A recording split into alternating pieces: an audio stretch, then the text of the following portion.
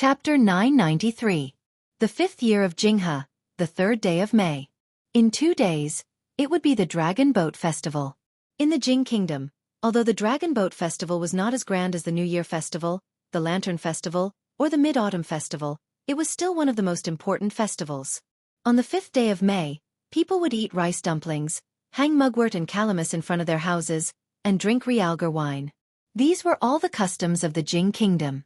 On every important festival, the court would allow officials to rest for at least half a day. Most people would also choose to put down their work and relax. At this time, the brothel was a good place for them to go. Every year around the Dragon Boat Festival, the most popular play in the brothel was The Legend of the White Snake.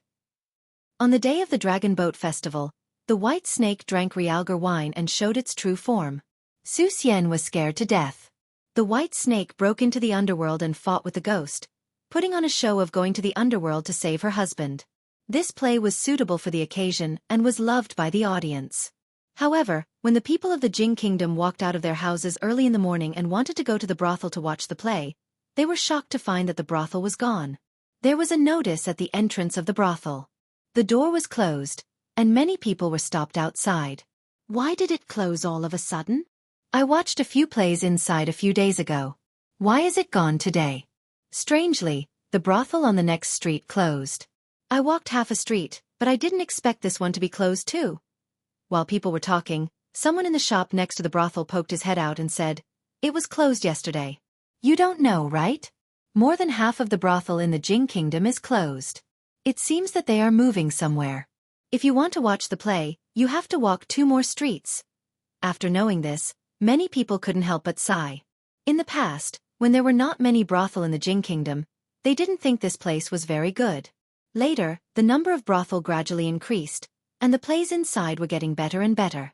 In the past 2 years, they had already gotten used to it. Now that they returned to the days 2 years ago, they always felt that something was missing.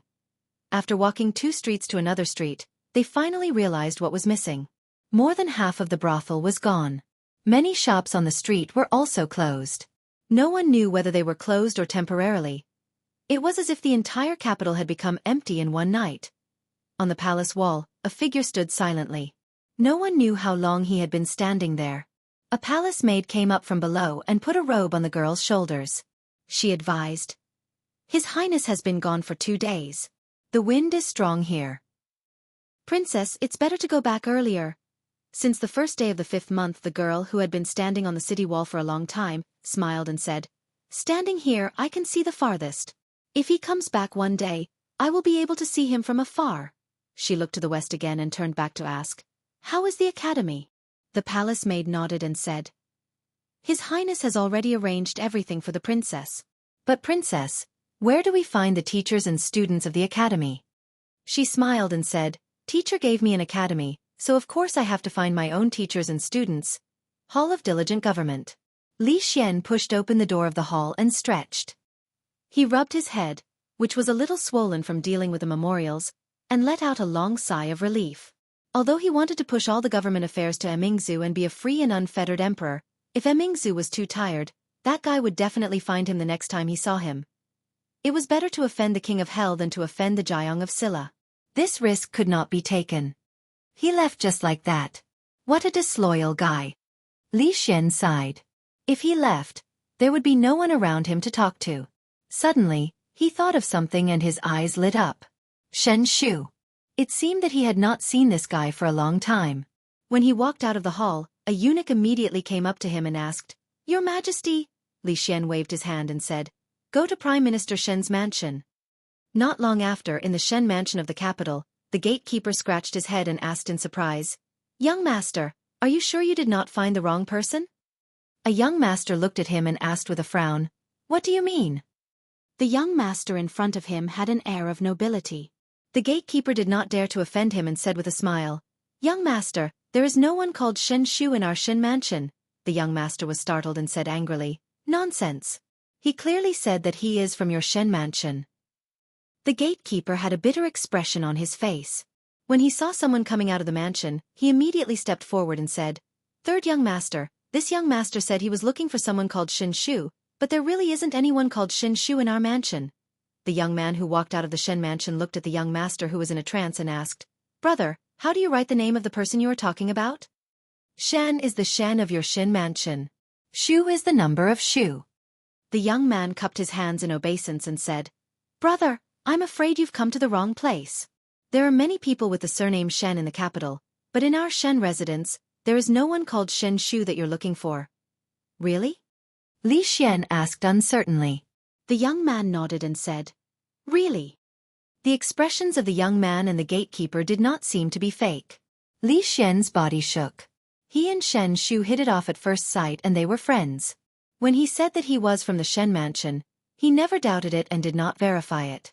He never thought that even his identity was a lie. In the capital, there were only two people who could be called his friends. Now one had abandoned him and left, and the other one was actually a fake? Haha. A self-mocking smile appeared on his face. He did not want to stay here any longer and turned to leave. "Wait a minute." A soft voice suddenly came from behind. Li Xian turned around and saw the woman called Shen Su walking out of the Shen mansion. Shen Shu once said that Shen Su was his sister. That day in the palace, Shen Su did say that Shen Shu was her brother. So they were all lying to him? "You, come with me." Shen Su looked at him and walked to the side. Li Xian followed her and asked coldly, "There is no one called Shen Shu in your Shen mansion?" "No." Shen Su shook her head and said. A trace of anger appeared on Li Xian's face and he asked, "Then you said before." Shen Su suddenly looked back at him and asked, "Has anyone ever said that you are stupid?" Li Xian thought about it and said, "No." Li Yi only said that he was stupid, but stupid was not stupid. Shen Su looked at him and said, "You are not only stupid, but also blind." "You." In this world, there was only one person who dared to point at his nose and scold him. As the ruler of a country, how could he allow a woman to insult him? Li Xian pointed at her and was stunned. His entire body suddenly trembled and his expression changed. He looked at her in disbelief and stammered, You. Shen Su looked at him and said in the same low and magnetic voice, "That's right, I am my brother." Morning Dew Hall. Hold the sword firmly and maintain this position for a quarter of an hour. Emingzu held Shaning's hand and adjusted her standing position before walking back into the hall. A few officials of the court had been waiting for her for a long time. A middle-aged official cupped his hands and said, "Your Highness, the drought in the south." Emingzu waved her hand and said, "Regarding the drought in the south, the Minister of Books will first discuss the specific plan and then submit it." This. The middle-aged official was stunned. He raised his head and looked at her in confusion. It had always been that when the subordinates encountered a problem that they could not solve, they would submit it to Her Highness and there would soon be a solution. This was the first time he had seen Her Highness fight a problem again. The salary that the court gives you is not for you to submit it whenever you encounter a problem. Emingzu looked at him and said, "You are the pillars of the court. It is up to you to deal with the affairs of the country." Chapter 994. It was the 5th year and 7th month of Jinghe. After the powerful Jiang of Silla, who was deeply trusted by His Majesty, left the capital city, the pressure on the officials in the court decreased a lot, but the pressure on their bodies increased. Because Her Highness ordered that each department in the court could only submit one memorial a day. This meant that from now on, they could not submit all the problems they encountered. They had to solve most of the problems themselves. After discussion, the most difficult and important problems were left to the princess to decide. This was not a good thing for the officials in the court, who were used to sitting back and enjoying the fruits of others' labor. Those who did not do anything immediately felt the pressure. The monthly performance evaluation determined whether their promotion would be smooth or not. Now that the Emingzu Academy had been officially opened, it meant that a large number of talents would enter the court in the future. Being in the court was like rowing a boat against the current. If they did not move forward, they would fall behind. However, comparatively speaking, their luck could be considered good. The guy who had just been demoted to Shuzhou to be the provincial governor of Shuzhou was really unlucky. Although he was demoted, Shuzhou was relatively remote, poor, rampant with bandits, and poor public security. But apart from these, he had no other shortcomings. After all, he was a provincial governor of a province. At least in the territory of Shuzhou, he was a steady leader. But this time, His Majesty made Shuzhou the fief of Jiang of Silla. The finance, military, and political affairs of Shuzhou were all handed over to His Majesty. The provincial governor, who had just arrived in Suzhou, was summoned back urgently. Now, he was idle at home without any appointment. Speaking of which, although all the princes in the court had fiefs, it was only in name. They could only enjoy part of the taxes of their fiefs. They had no right to participate in the management of the fiefs. Even the princes who were born in the royal family could not have fiefs, let alone those who were not. In terms of law and reason, His Majesty's action was against the rules. But when His Majesty announced this 2 months ago, few people in the court objected. First, Suzhou was really a special place. It was remote and bordered the Qi kingdom. The local bandits and bandits were a headache for the government. Poor mountains, unruly rivers, unruly people. A place that would only be a burden to the country and would not be able to create any value for the country. So what if it was sealed? As long as they could send away that great deity, it wouldn't matter even if they had to send away another province. At the beginning of the 7th month, the wind was gentle and the sky was clear. When the officials walked out of the palace gate, the red sun was only halfway up in the sky. Although they were tired these days, their hearts were filled with passion and enthusiasm. The border was stable, and the court was harmonious. Now, the Jing kingdom was truly free of internal and external troubles. This great land was still waiting for them to govern. On top of the palace wall, the girl who had been looking into the distance for the past 2 months stood there as usual. Your Highness, those ladies have all moved into the academy. Many of the nobles and officials in the capital are willing to send their daughters to the academy. We have also selected some intelligent and beautiful ladies from the commoners. Now, there are more than 100 students in the academy. Everything is ready. The girl murmured. She retracted her gaze from afar and nodded. The academy will open tomorrow. In the hall of morning dew, the princess was drunk and dancing. The sword in her hand could not be seen clearly, only a white shadow. At the entrance of the hall, an old woman watched for a long time before turning to Changdao and asking, Your Highness, how much longer do you have to take that step? Changda looked at the figure and said slowly, Once you have a clear thought, you will immediately enter the academy.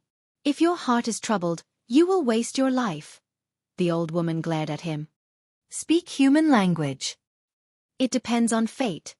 In the Hall of Diligent Government, Li Xian finished reading a memorial and looked at the thick stack of documents beside him. He picked up a long letter and read it several times. A yearning expression appeared on his face. After a while, he shook his head and cursed, You have no sense of loyalty. After cursing for a while, he picked up another memorial helplessly. The emperor of the Qi kingdom was seriously ill and could not attend the court. The crown prince was in charge of the country. More than half of the officials in the court supported the third prince, Zhao Yi. The court was in chaos. The Qi kingdom had no time to attend to other matters and had withdrawn its troops from the border. The Qi kingdom withdrew its troops.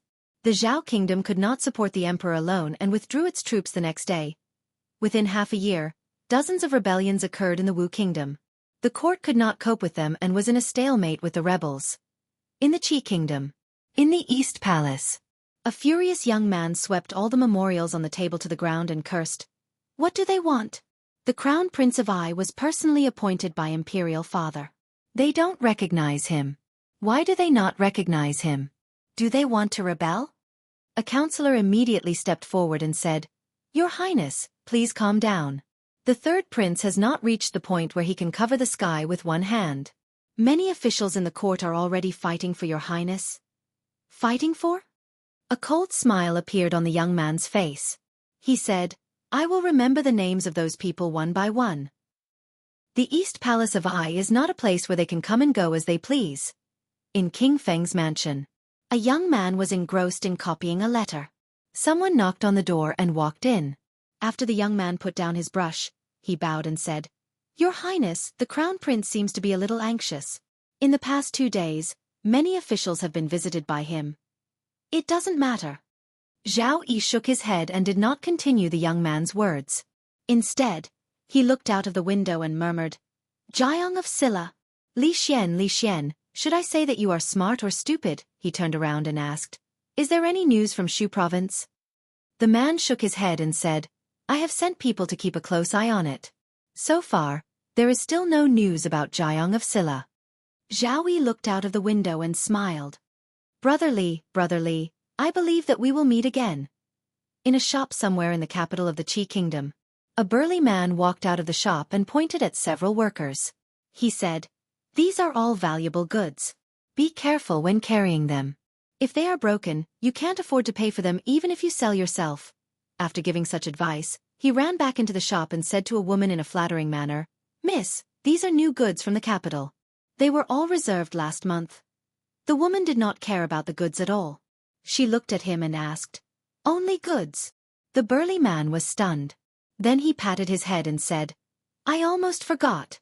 This is a letter from the Li brothers." After saying that, he took out a letter from his sleeve and handed it to her. The woman opened the letter, and the burly man immediately looked at it. The woman glanced at him and walked into the inner room with the letter. Lin Yong curled his lips and murmured, "It is just a letter. It is not something shameful. Do you have to?" In a state in the Wu kingdom, a general rushed into the tent and said in a deep voice, "Your Highness, urgent news. The spiritual state that we have just conquered has been conquered by the imperial court. General Fan has been captured." A young woman in armor stood up and said in a deep voice, "Abandon the spiritual state for now and defend the Yen state. I will send General Zhang as reinforcements." After she made some arrangements, a one-eyed general in the tent stood up and said, "Don't worry, Your Highness. Now that many states are rebelling, the imperial court's forces are scattered. They will focus on defense and will not take the initiative to attack." The woman pondered for a moment and said slowly, "Even so, we have to be careful." Not long after, she walked out of the tent and went to another tent. When she came to the entrance of the tent, she heard noises coming from inside. "I don't care. I don't care. I get headaches every time I read. I don't want to study anymore. I want to go out and play." It was a slightly immature voice. Another voice sounded old. At this moment, it said anxiously, "Your Highness, you can't do that. You will inherit the throne in the future. You can't lose your ambition in playing games. Do you know that Prince Jin of the Jing Kingdom is younger than you? He can already rule an academy by himself. He is already the pillar of the imperial court of the Jing Kingdom. You must learn from him," the young voice said stubbornly. "I don't care about Prince Jin. I want to play." The woman opened the tent curtain and walked in. With a dark face she said, "Yong Fu." Seeing her come in, the young man in the tent changed his expression and hid behind an old man. "Your Highness, this old official greets you." The old man bowed to the woman. "Prime Minister, you don't have to be so polite." The woman hurriedly helped him up. She looked at the young man and said, "If he is disobedient, the Prime Minister can punish him severely. Don't spoil him every time. Blindly punishing him is not the right way. We should focus on persuading him. Moreover, Your Highness is still young. It's okay for you to play a little." The old man shook his head and said, "But now the Qi kingdom has the third prince, and the Jing kingdom is full of talents. Even a woman can take charge of the court, not to mention the young Prince Jin. Your Highness has been in the Jing kingdom for a long time. You know this better than me." He sighed and said, "I'm just worried that the Wu kingdom will have no successor." The woman lowered her head and said no more. The Jing kingdom's royal family was full of talents. The eldest princess, as a woman, showed her great strategy of governing the country. Prince Jin was only 12 years old. When he was 10 years old, he was able to support the Academy of Mathematics. Their current emperor even established the Academy of Sciences, which greatly improved the people's livelihood. The Jing kingdom's military strength also underwent earth-shaking changes, which deterred other countries. The most important thing was, a familiar face appeared in her mind. Then, her face became a little gloomy. Seeing her like that, the young man lowered his head and walked out from behind the old man. He shook her arm and said, "Sister, don't be angry. I'll listen to the Prime Minister and study hard." The woman touched his head and said, "Go play if you want to play." "Thank you, sister." The young man said happily and ran out of the tent. The old man looked out of the tent and shook his head. He sighed and said, "God has not blessed the Wu kingdom. We have suffered so many disasters. We have to expel the rebels and restore the country." Facing the woman, he slowly knelt down and said in a loud voice, "It's up to Your Highness." Yang Liuqing bent down and helped him up. There was a hint of determination on his face. He said, "Don't worry, Prime Minister. I'll definitely avenge my father and mother. I won't let the people of the Wu Kingdom continue to suffer like this. Shu Prefecture. As the most remote prefecture in the Jing Kingdom, the imperial court had always taken a laissez-faire attitude towards this place. Because Shu Prefecture was so remote and bordered by the three kingdoms, bandits were everywhere. 2 years ago, when the king of Shu was still alive, he plundered the people's wealth. The people of Shu Prefecture had a hard time living there. Now that the king of Shu was gone, another Jiang of Silla came. Jiang of Silla's mansion was already under construction. Although the people of Shu Prefecture didn't donate money for this, it seemed like he was not the same kind of person as the king of Shu. However, when the people heard about this Royal Highness Jiang of Silla for the first time, they still felt very uneasy. In the past 2 years, the number of bandits that came from the fringe to harm the people had decreased. The people of Shu Prefecture were finally living a good life. They didn't want to send away the wolves and tigers and leopards. Strangely enough, the merchants who passed by the fringe had different opinions about the situation in the fringe. Some said that the bandits were extremely vicious, committing all kinds of crimes, such as burning, killing and pillaging. Some said that there were kind-hearted bandits. As long as one paid a certain fee, they would escort the merchants out of the fringe. It was no different from hiring a group of reliable guards. In terms of fees, it was even cheaper than hiring a real guard. And the way to tell if one was going to resist the bandits was to see if their leader had hair on his head. At this time, in an unknown mountain in the fringe, a bald man was excitedly rushing into a room with a piece of paper in his hand. He shouted, "Bookworm, bookworm, quick! His Highness has sent me a letter. Read it to me and see what His Highness has to say." "What's the hurry, what's the hurry?" A pale-faced, frail-looking young man glanced at him and took the letter. After reading it, he smiled and said, "His Highness said that they will be arriving at Shu Prefecture soon. He wants us to go over first." The burly man slapped his thigh and laughed heartily. "Since His Highness is coming, our brothers in the League will also be coming.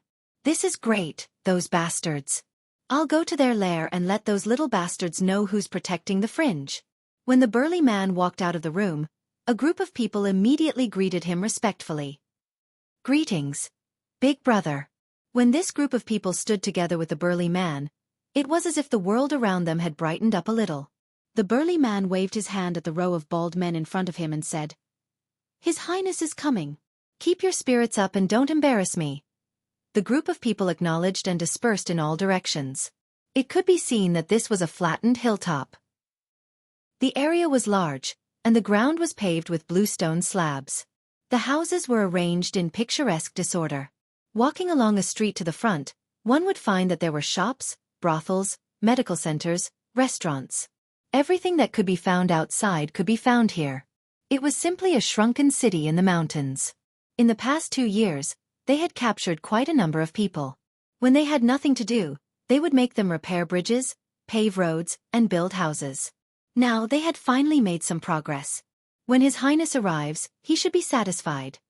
The burly man rubbed his shiny head and smiled. Dozens of miles away, someone's expression was extremely ugly.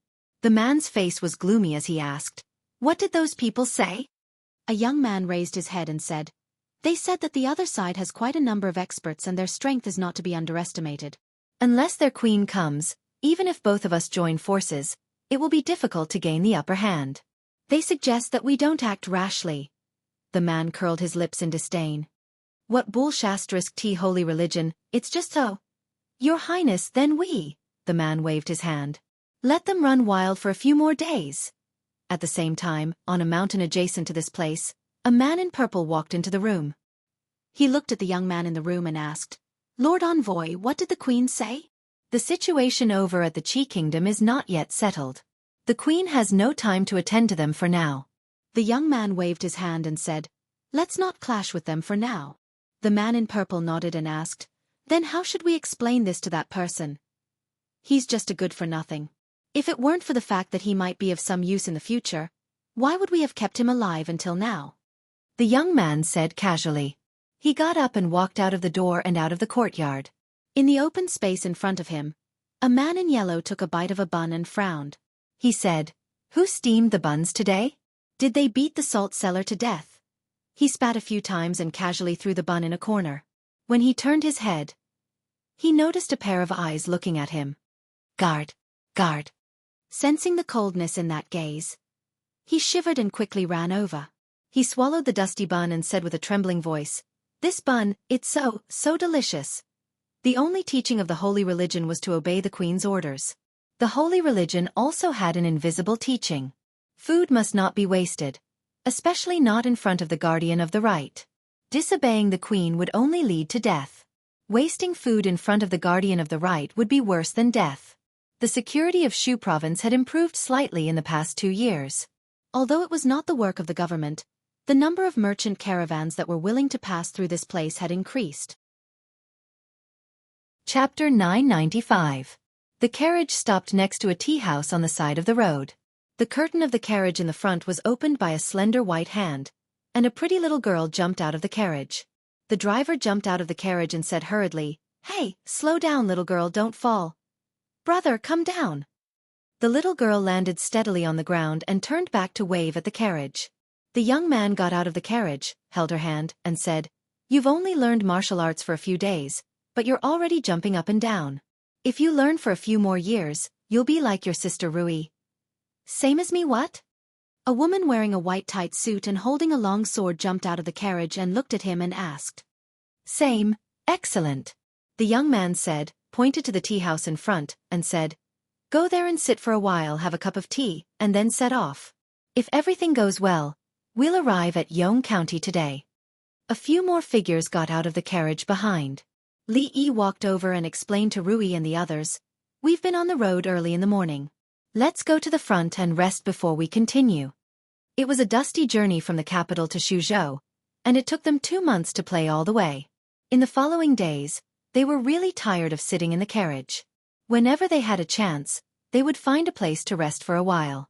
A middle-aged man came from behind and asked, "Li brothers, are you tired?" Li Yi smiled and said, "We've been on the road for a few hours, so I'm a little tired. Why don't we take a rest in the front and I'll treat you guys to a cup of tea?" The middle-aged man smiled and said, "I'm also thirsty. Let's go." Then he waved to the people behind him and said, "Leave 2 people to look after the goods. The rest of you rest first.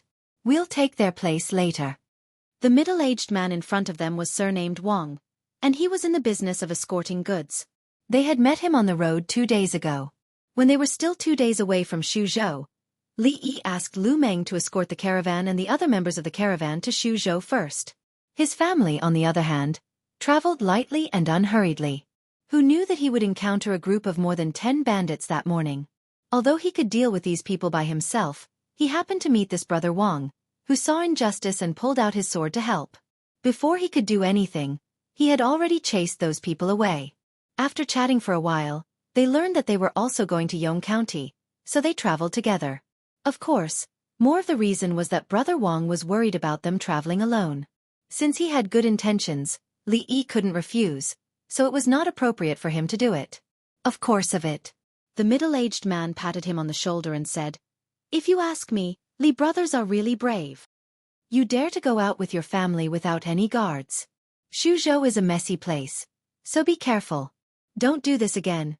Of course, Li Yi couldn't say that the guards they brought with them were enough to rush into the palace of any country, kill them all and take down the emperor.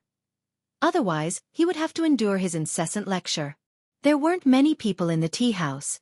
Rui and the other women sat in the innermost room, while Li Yi, Fong, the sloppy old man, and the others sat outside. Although it was called a tea house, it was actually a simple tea shed. The furnishings inside were neat, and the tables, chairs, and benches were also very clean. Xiao Cui and Xiao Zhu took their own utensils from the carriage. Along the way, they carried things like cups, bowls, and chopsticks with them. Li Yi, Fong, and the sloppy old man weren't so particular. They sat together with the man surnamed Wang and chatted casually. After the man surnamed Wang drank a cup of tea, he opened his mouth and asked, "Li brothers, the capital is thousands of miles away from here. Why did you think of coming to Suzhou when you came out to play?"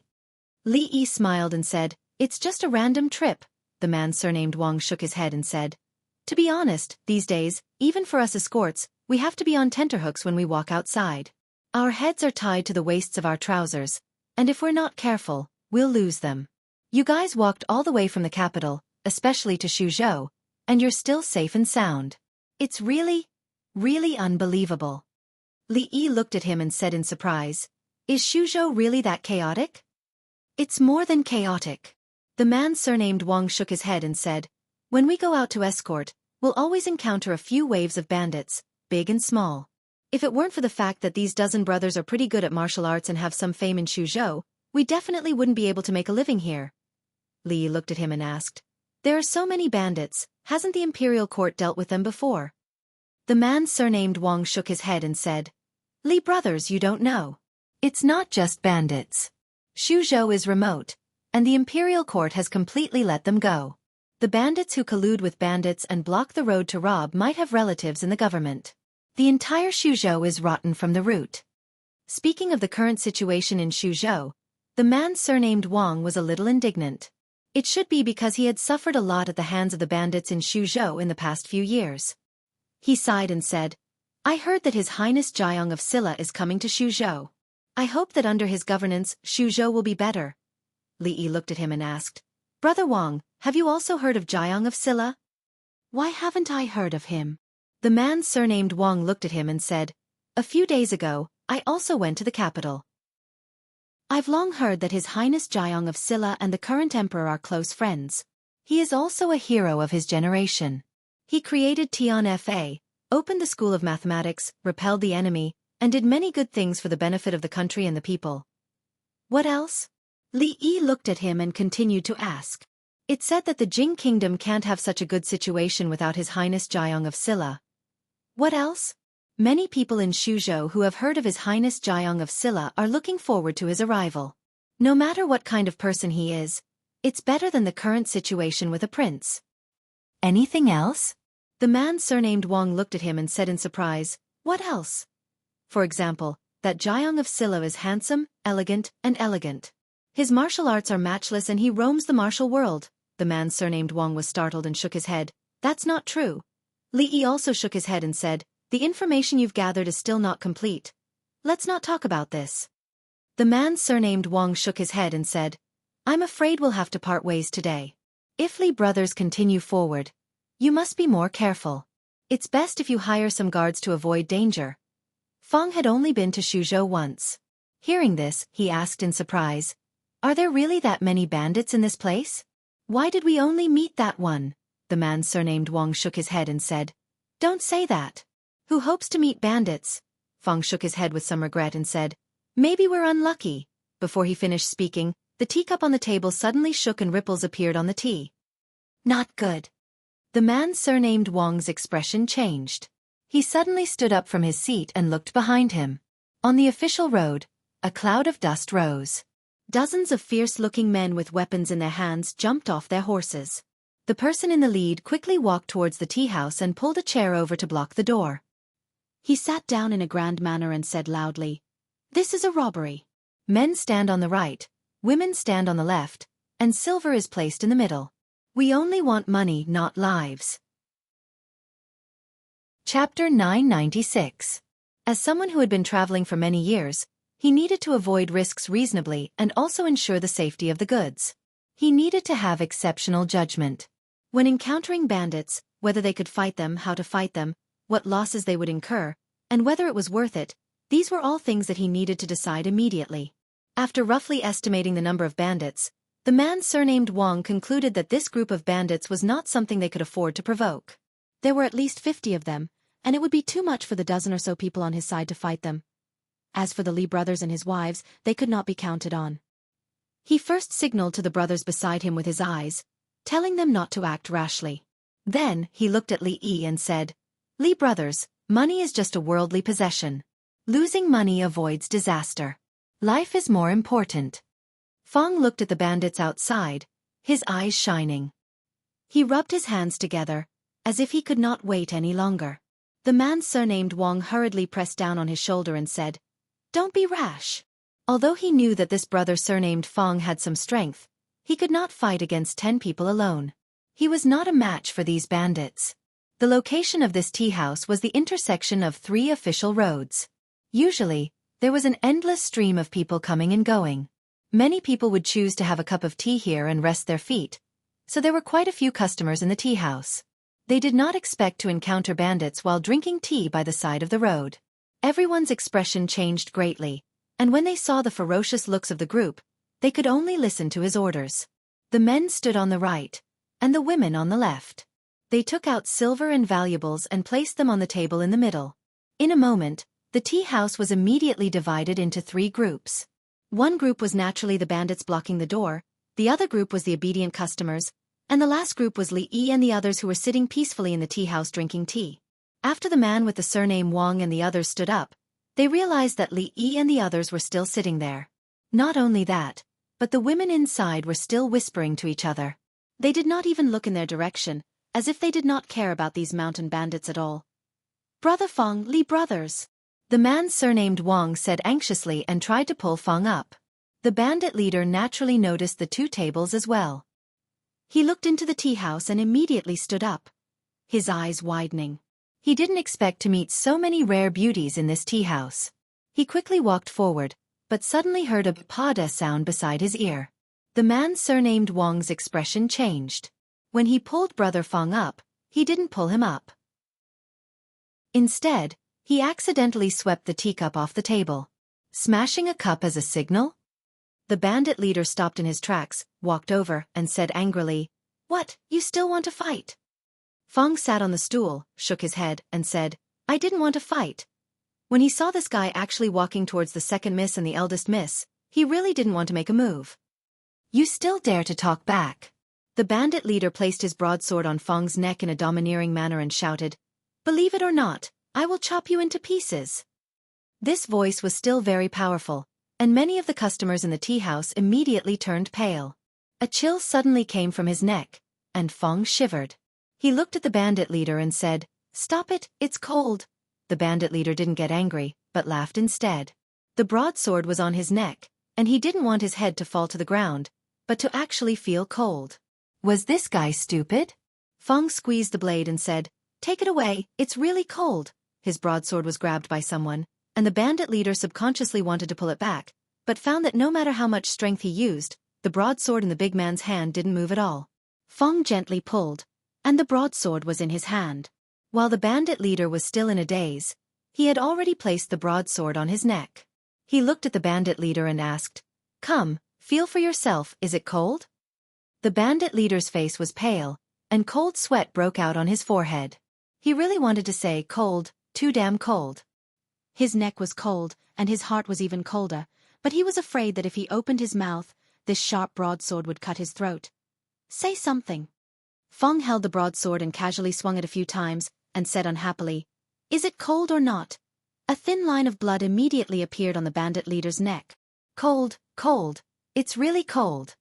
The bandit leader's voice carried a sobbing tone, and because his throat moved, there were a few more bloodstains on his neck. The atmosphere was a little quiet, and then a little awkward. Seeing this scene, the man surnamed Wang doubted his own eyes. From his point of view, it was clear that this bandit had personally delivered the broadsword into Brother Feng's hands. Was he crazy?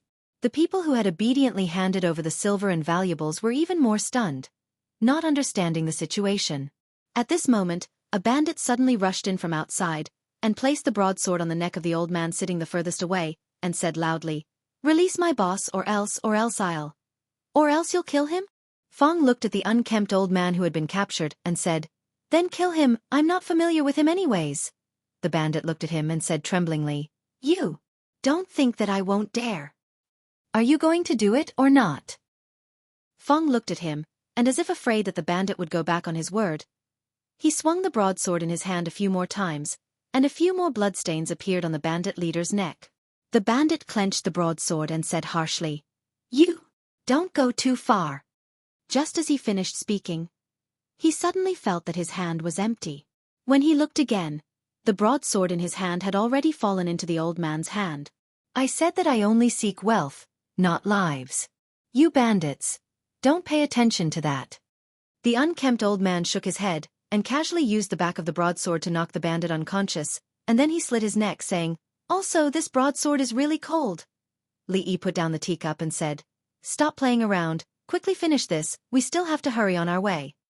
The man surnamed Wang looked at him, and did not understand what he meant. Suddenly, he felt a gust of wind blow past him, and Brother Feng, who had been standing next to him just a moment ago, had disappeared. He only reacted when he heard clanging sounds from within the group of bandits, and hurriedly turned his head to look. At this moment, of the dozens of bandits, more than 10 had already fallen to the ground. Seeing Brother Fong charge into the crowd like a wild beast, rampaging through the group of bandits, and most of the people he knocked down falling to the ground, the man surnamed Wang completely gaped. A few bandits realized how terrifying this man was, and circled around him from afar, charging towards the women in the innermost area. The man surnamed Wang's expression changed, and just as he was about to stop them, he saw one of the women kick with the tip of her foot, and a long bench directly flew out, smashing into the bodies of those bandits, and sending them flying dozens of feet away. Li Yi stood up, and slightly turned his body. With 2 knife hand strikes, he sent 2 charging bandits flying, and then kicked another 2. He turned his head and said to Fong, "If we delay any longer, we won't be able to reach Yong County tonight." "All right."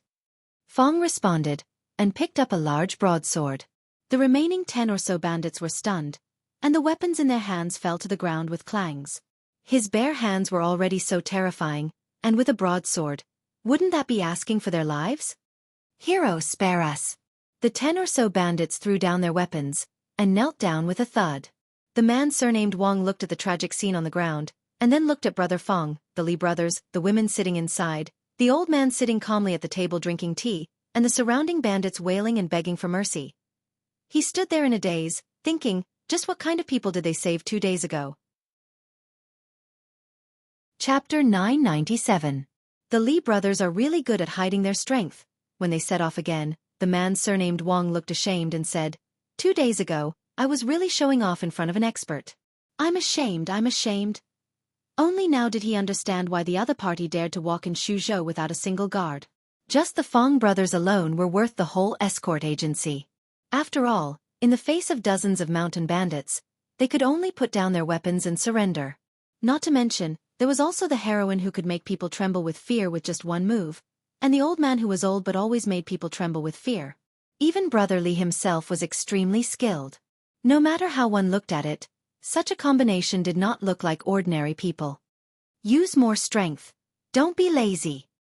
Hurry up, did you not eat? You, I'm talking about you. What are you looking at? If you look again, I'll dig your eyes out.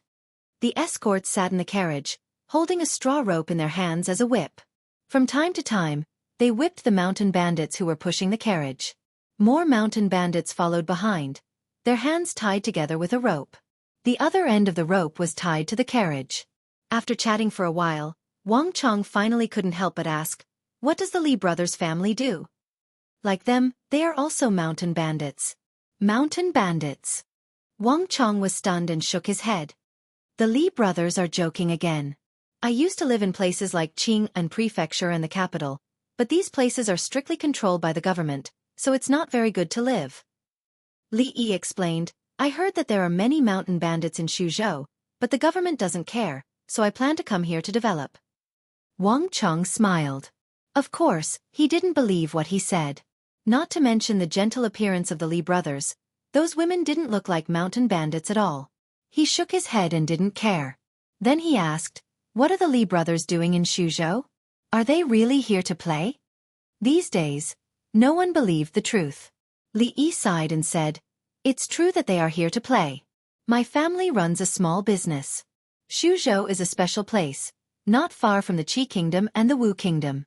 I want to come here to see if I can expand my business. Although there were many conflicts between the Qi Kingdom and the Jing Kingdom, it didn't affect the business exchanges between the two countries. Every year, many businessmen traveled between the two countries. When he first saw the Li brothers, he knew that they were not ordinary people. Wang Chong thought for a while and reminded him, there are many caravans traveling between the Jing Kingdom and the Qi Kingdom in Shuzhou. Unfortunately, I have cooperated with 2 of them. Li brothers are new here, so you are not familiar with this place. If you are interested, I can introduce you to 1 or 2 of them. For you, it's much safer and more convenient to join a caravan. Li Yi said politely, thank you, Brother Wang. You're welcome. Wang Chong shook his head and said, however, you can go to the Qi Kingdom, but it's better for the Li brothers not to go to the Wu Kingdom. Li Yi looked at him and asked in surprise, why? On a horse in front of them, Mississippi Lu slightly tilted her head. Wang Chong explained, The situation in the Wu Kingdom is different from that in the Qi Kingdom and the Jing Kingdom.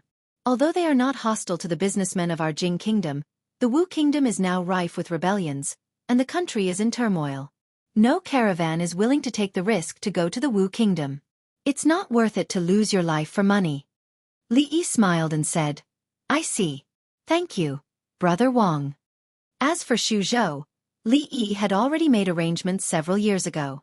Now the brothels had been opened all over Xuzhou, and the Ru family had covered all 7 counties of Xuzhou. A huge information and intelligence network had been established long ago, so he didn't need to introduce the situation in Xuzhou too much. Although the business had just started, it was just a beginning. In the future, the business would be one of the directions of vigorous development. Of course, there were still many things to do before that. Xuzhou was a remote place, and the people were poor. Yong County, where the provincial capital was located, was relatively rich, but not by much. Therefore, when the exquisite and luxurious carriages drove into the city gate, the people passing by all stopped to watch. Of course, there was another reason why they couldn't move their eyes away. Behind the last carriage, there was a long team. Dozens of people were tied with ropes, following behind the carriage. Some passers-by took a few glances and immediately recognized them. They are the mountain bandits in the Black Tiger Ravine area. I recognize them. The one at the front is Scarface Lin. He is the leader of the biggest mountain bandits in the Black Tiger Ravine area. This Scarface Lin is the most insane. Half a year ago, my family's old sow, which was a few days away from giving birth, was ruined by him. How did they get caught? Which hero did this? I didn't expect that this group of people would also end up like this. It's so satisfying. But I heard that Scarface Lin is related to County Magistrate Zhang. Could it be? They originally planned to arrive at Yong County that night, but because of the mountain bandits, their journey was delayed. They rested for a night and arrived at Yong County at noon the next day. The mansion of Jiang of Silla was still under construction. When Li Yi set off from the capital, he sent a letter to them, saying that the incomplete mansion of Jiang of Silla could not be lived in, but the original mansion of the King of Shu had been renovated, so they could rest for a while. They had some grudges with the King of Shu before, and now they had to occupy his place, so they felt a little uneasy. But there were so many people in the family, so they needed a bigger place. They couldn't bring Rui and the others to stay in an inn. Before settling down, they had to deal with these mountain bandits first. The government office of Yong County was not far from the city gate. Led by Wang Chong, they soon arrived at the gate of the government office. The bailiff on duty at the gate was leaning against the wall and dozing off. Suddenly, he felt his vision go black. He opened his eyes, looked up at the people opposite him and frowned. You guys, what are you doing? Wang Chong walked up, cupped his hands and said, Brother, we caught a few mountain bandits on the way. We didn't dare to deal with them privately, so we brought them to the government office. Mountain bandits? The bailiff asked impatiently, looked around and asked, Where are they? Come out. Hurry up. An escort held a rope and pulled the dozens of people out from behind the carriage. The bailiff opened his eyes wide and looked at them, and immediately ran into the government office. When he ran into the door, he stopped, turned around and said, You wait here, I'll go and ask the county magistrate. The county magistrate of Yong County was surnamed Zhang, and he had just taken office. He had to thank his predecessor for his promotion from the county magistrate to the county magistrate in just a few years. Some time ago, because of the burden of the King of Shu, the previous county magistrate of Yong County, who was also his predecessor, as an accomplice of the King of Shu, was escorted to the capital after the King of Shu fled. Now, no one knew where he had been banished to. Therefore, as a county magistrate, he was naturally promoted to the top leader of Yong County. Especially when the new provincial governor was transferred away, and there was no provincial governor in the state capital, he was the absolute ruler here. Speaking of which, he had to thank the King of Shu for refusing to accept gifts. As a county magistrate, he had personally visited the King of Shu several times, but had never met the King of Shu. Perhaps the King of Shu didn't care to recruit a county magistrate at that time. In short, Yong County was his territory now. At this moment, he sat in the back hall, took a sip of tea and said with a frown, Recently, the waiter has become more and more immature. He hasn't been here for a whole month. A woman behind him, who was massaging his shoulders, said in a soft voice, Master, you're wrong about the waiter. You know, it's hard to do business recently. There's a group of bald men who are robbing them, so they can't go home and can only come out to do some small work. I think they're having a hard time, but they definitely didn't forget to show filial piety to you. That's not necessarily. County Magistrate Zhang put down the teacup and said, maybe after such a long time he's wild and bold, and has forgotten how he got to where he is today. As soon as he finished speaking, a bailiff ran in a panic and said loudly, Master, bad news, Second Lin is here. Chapter 998. County Magistrate Zhang was startled by him. He looked at the runner and scolded, Don't be so flustered. Why are you so flustered? After the scolding, he felt much better. It seemed that Lin Eru was reasonable. He didn't forget the one who dug the well when he was in trouble. Even though he was a bandit, he couldn't forget the one who took him on this road. He looked at the runner and raised his eyebrows. How many things did he bring this time? The runner shook his head and said, I didn't bring them. I didn't. County Magistrate Zhang suddenly pounded the table and said angrily, Why didn't you bring him here? He was brought here by someone else. The runner said, then immediately shook his head and said, He was caught by someone else. What? Hearing that, County Magistrate Zhang suddenly stood up from the chair. In the front hall of the county government, Wang Chong looked at Li Yi and asked, Didn't Li brothers say that they still have friends in Suzhou? Why don't I see them? Li Yi looked outside and said, They will be here in a moment. Although they had written a letter a long time ago, they didn't tell them when they would come to Suzhou. However, Rui and the others had already gone there, so they would come soon. Outside the county government, dozens of bandits were tied together and kneeling on the ground. More than a dozen runners looked at these bandits and then looked inside the hall with a strange expression. Lin Eru and his gang were already considered to be a large group of bandits in Suzhou. It had to be said that these people were quite capable to be able to catch all the bandits in one fell swoop. But the problem was that Lin Eru was the county magistrate's brother-in-law. Not to mention the chaotic land outside Suzhou, where the government couldn't control, all the bandits who ran amok in Suzhou had some background. It wasn't that the government didn't want to arrest them. If they were determined to suppress the bandits, none of the bandits would be able to escape. It was just that Suzhou was too poor. The local officials could only rely on the meager salary of the imperial court to support their families. If they wanted to live a carefree life, they had to go through other irregular channels. The county magistrate didn't care about Scarface Lin because he was not only his brother-in-law, but also often gave him the stolen goods. If these people caught them, it was equivalent to cutting off the county magistrate's source of wealth. Blocking one's way to wealth was like killing one's parents. Would the county magistrate let go of the enemy who killed one's father? As Li Yi and Wang Chong chatted casually, a middle-aged man with a big belly walked out from the back hall. Wang Chong immediately walked over and bowed. This commoner greets the county magistrate. County Magistrate Zhang looked at the bandits outside, then squinted at him and asked, Did you catch these bandits? Wang Chong nodded and said, My lord, we did. To maintain the security of Yong County, we not only rely on the county government, but also on every citizen of Yong County. You did a good job. County Magistrate Zhang nodded and said, You go first. I'll deal with these bandits. My lord, then we'll leave first. Wang Chong bowed and turned back saying, Li brothers, let's go. You're leaving? Li Yi looked at the county magistrate in confusion and asked, Isn't there any reward?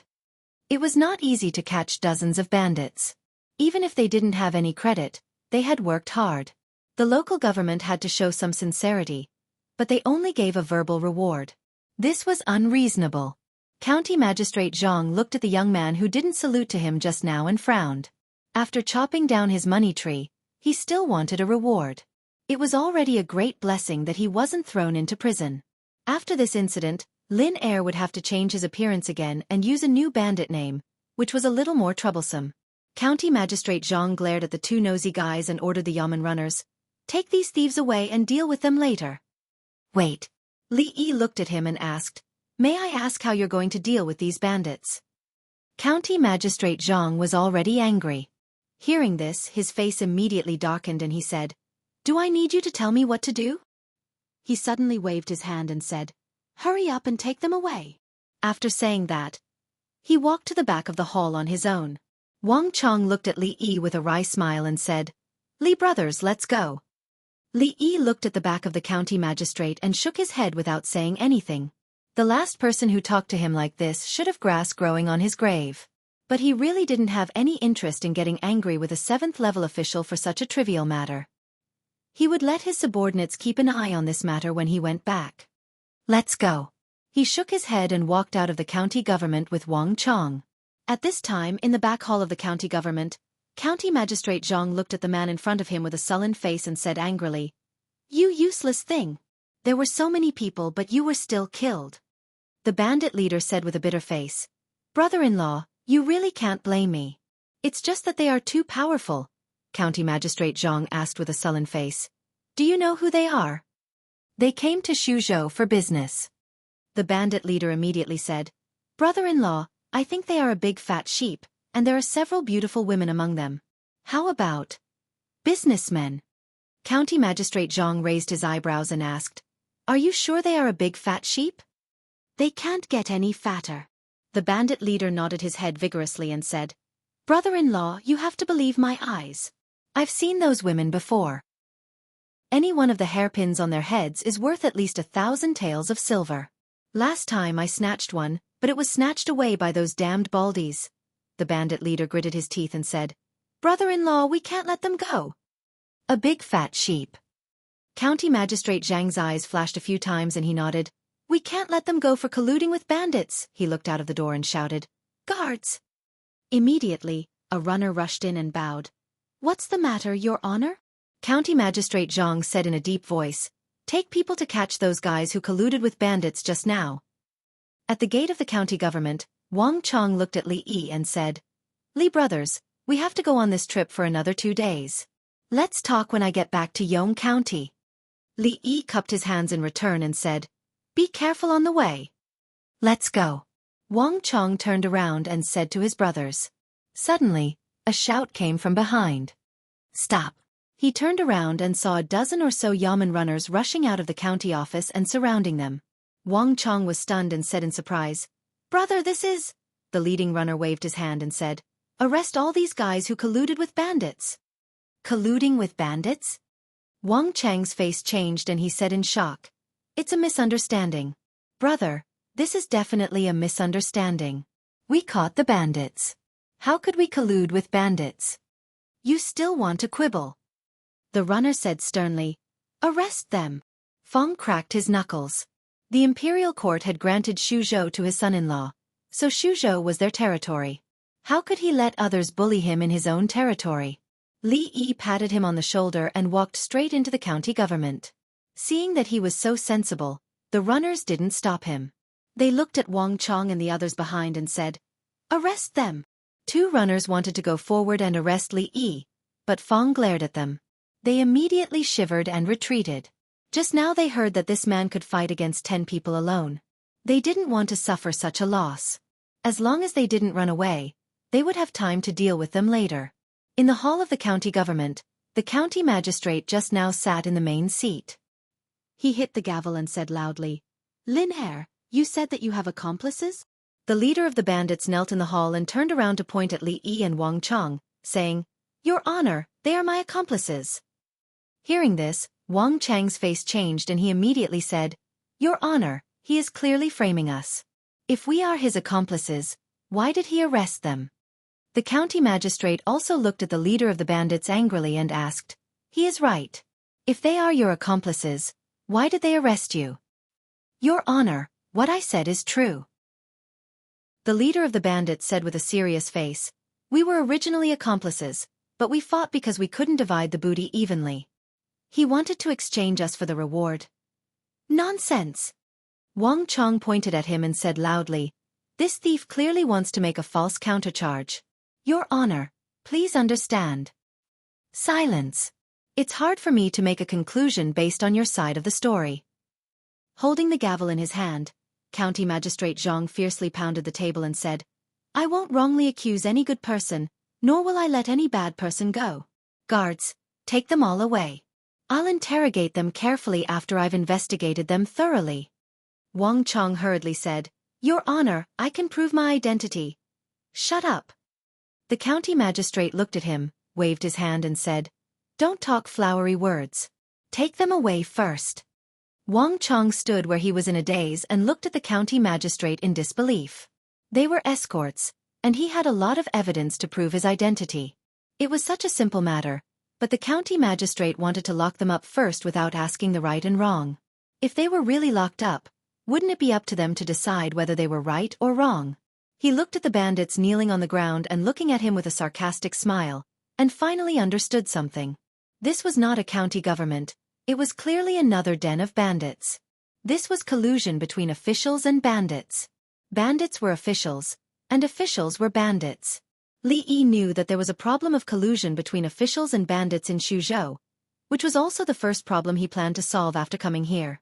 However, he didn't expect that he would encounter such a thing as soon as he entered Yong County and had no time to settle down. He was tired after a long journey. What he wanted to do most now was to find a big and soft bed and have a good sleep. These bastards, couldn't they make trouble later? They didn't let him rest at all. They were rushing to reincarnate. Chapter 999.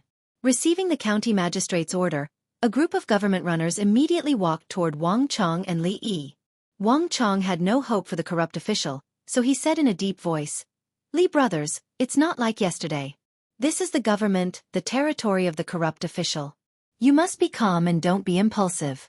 It's a big crime to attack the government." Fong stretched his wrists and shook his head, saying, "Brother Wang, you're wrong about one thing. Yesterday it was our territory, and today it's still our territory. You can be impulsive. If anything happens, I'll cover for you." Seeing the formation of the man in the court, County Magistrate Zhang's face darkened and he shouted, "Do you want to resist arrest?" The leader of the bandits, Lin Er, was secretly delighted. They openly resisted arrest and provoked the court. Now, no matter whether they were bandits or not, they couldn't escape the crime no matter what. When they were all in prison, he would torture them to death. Fong shook his head, looked at the county magistrate, and said, "You dog official, you can't distinguish right from wrong. You even colluded with the bandits. You're too bold." County Magistrate Zhang said with a sullen face, "Take them down first. If they dare to resist, execute them on the spot." He had heard from Lin Er that these people were all skilled and ordinary people were no match for them. Even if all 3 teams of bailiffs were added together, they wouldn't be able to outnumber Lin Er's gang of bandits. But there was a big difference between fighting the bandits and resisting the government. He really didn't believe that these people were really lawless to this extent. 2 government runners walked in the direction of Fong. He clenched his fists and one of them pulled out a knife from his waist and pointed it at him, saying loudly, "You've heard what our Lord said just now. I advise you to give up the fearless resistance and quickly surrender." Old Fong pinched the tip of his saber and gave it a gentle tug. The long saber flew out of the constable's hand. He pinched the tip of the knife and gently bent it. The tip of the knife was broken off just like that. He broke it a few more times, and the long saber was broken into pieces. He threw it on the ground, making a crisp sound. "I have a stomachache. Hold on for a while, I need to go to the toilet." The constable suddenly clutched his stomach, cold sweat beading on his forehead. He bent over and ran away. County Magistrate Zhang's face was gloomy and he said angrily, "Trash, trash, what are you waiting for? Let's go together." Over a dozen government runners glanced at each other, abandoned Li Yi and Wang Chong, and rushed towards Fong. It was obvious that this man was the most ferocious opponent. If this terrifying man was dealt with first, the other 2 would not be a threat. Wang Cheng's expression changed several times. Finally, he gritted his teeth and shouted, "Brother Fong, let me help you. This F***king world. I'm going to risk it all. Brothers, let's go. At worst, we'll go out to be mountain bandits. It's better than being killed by this dog official." Wang Chong still had some leadership and deterrence among those armed escorts. As soon as he said that, the government runners who had been holding those people suddenly felt their hands were loosened. They looked up and saw those people who had been restrained by them just now looking at them fiercely. The whole county government suddenly fell into chaos. "Rebel, rebel, you are rebelling." County Magistrate Zhang's face had already turned pale. He shouted, "Go to the provincial governor's mansion to ask for reinforcements." 1 county government, 3 groups of government runners, plus some chores staff. There were no more than 100 people available. Although the number of people was far greater than these rebels, the opponents were all highly skilled in martial arts, especially that man, who was simply a beast in human form. More than half of the government runners were defeated by him. In the end, many government runners in the county government of Yong County were surrounded in a circle. They held their heads in their hands and squatted in the yard. County Magistrate Zhang's forehead was covered with cold sweat. He said in a trembling voice, You, do you know what you are doing? Fong moved a chair over. Li Yi sat at the door of the main hall of the county government and said, As the county magistrate of Yong County, do you know what you are doing by colluding with the government officials and framing innocent people? County Magistrate Zhang put on a fierce face. He said, You are rebelling against the imperial court and the government. I advise you to surrender immediately, or you will be sentenced to death. With a knife in his hand, Fong patted his face and said, You talk too much. Do you know that the more you talk, the faster you will die? Believe it or not, I will cut off your tongue first. County Magistrate Zhang shrank his body subconsciously. Then he felt that it was a little undignified in public. He raised his head and said, I am an official appointed by the imperial court, the county magistrate of Yong County. Old Fong looked at him and said angrily, What are you yelling for? What are you yelling for? You're not an official of the imperial court anymore. If you say another word, I'll cut your tongue out first. As expected, County Magistrate Zhang stopped talking. Compared with his tongue, it was obvious that the latter was more important. After the fight just now, Wang Chang's forehead was covered with sweat, but the expression on his face was quite excited. In his life, he had always followed the rules and never dared to go beyond the rules. He had never been as hearty as he was today. After the excitement, he quickly calmed down. He looked at Li Yi and immediately said, Li brothers, we can't stay here for long. We have to leave immediately. The news that we attacked the government office must have been spread out. If the guards are attracted, we won't be able to leave. Brother Wang, didn't you say that His Highness Jiang of Silla would be here soon? Li Yi smiled and said, His Highness Jiang of Silla is handsome and unrestrained, and his kung fu is unparalleled. He can distinguish right from wrong. It was too shameless to praise himself. Li Yi coughed a few times and said, Anyway, you have to believe that His Highness Jiang of Silla will definitely give us justice. Wang Chong was stunned and immediately said, But we don't know where His Highness Jiang of Silla is now.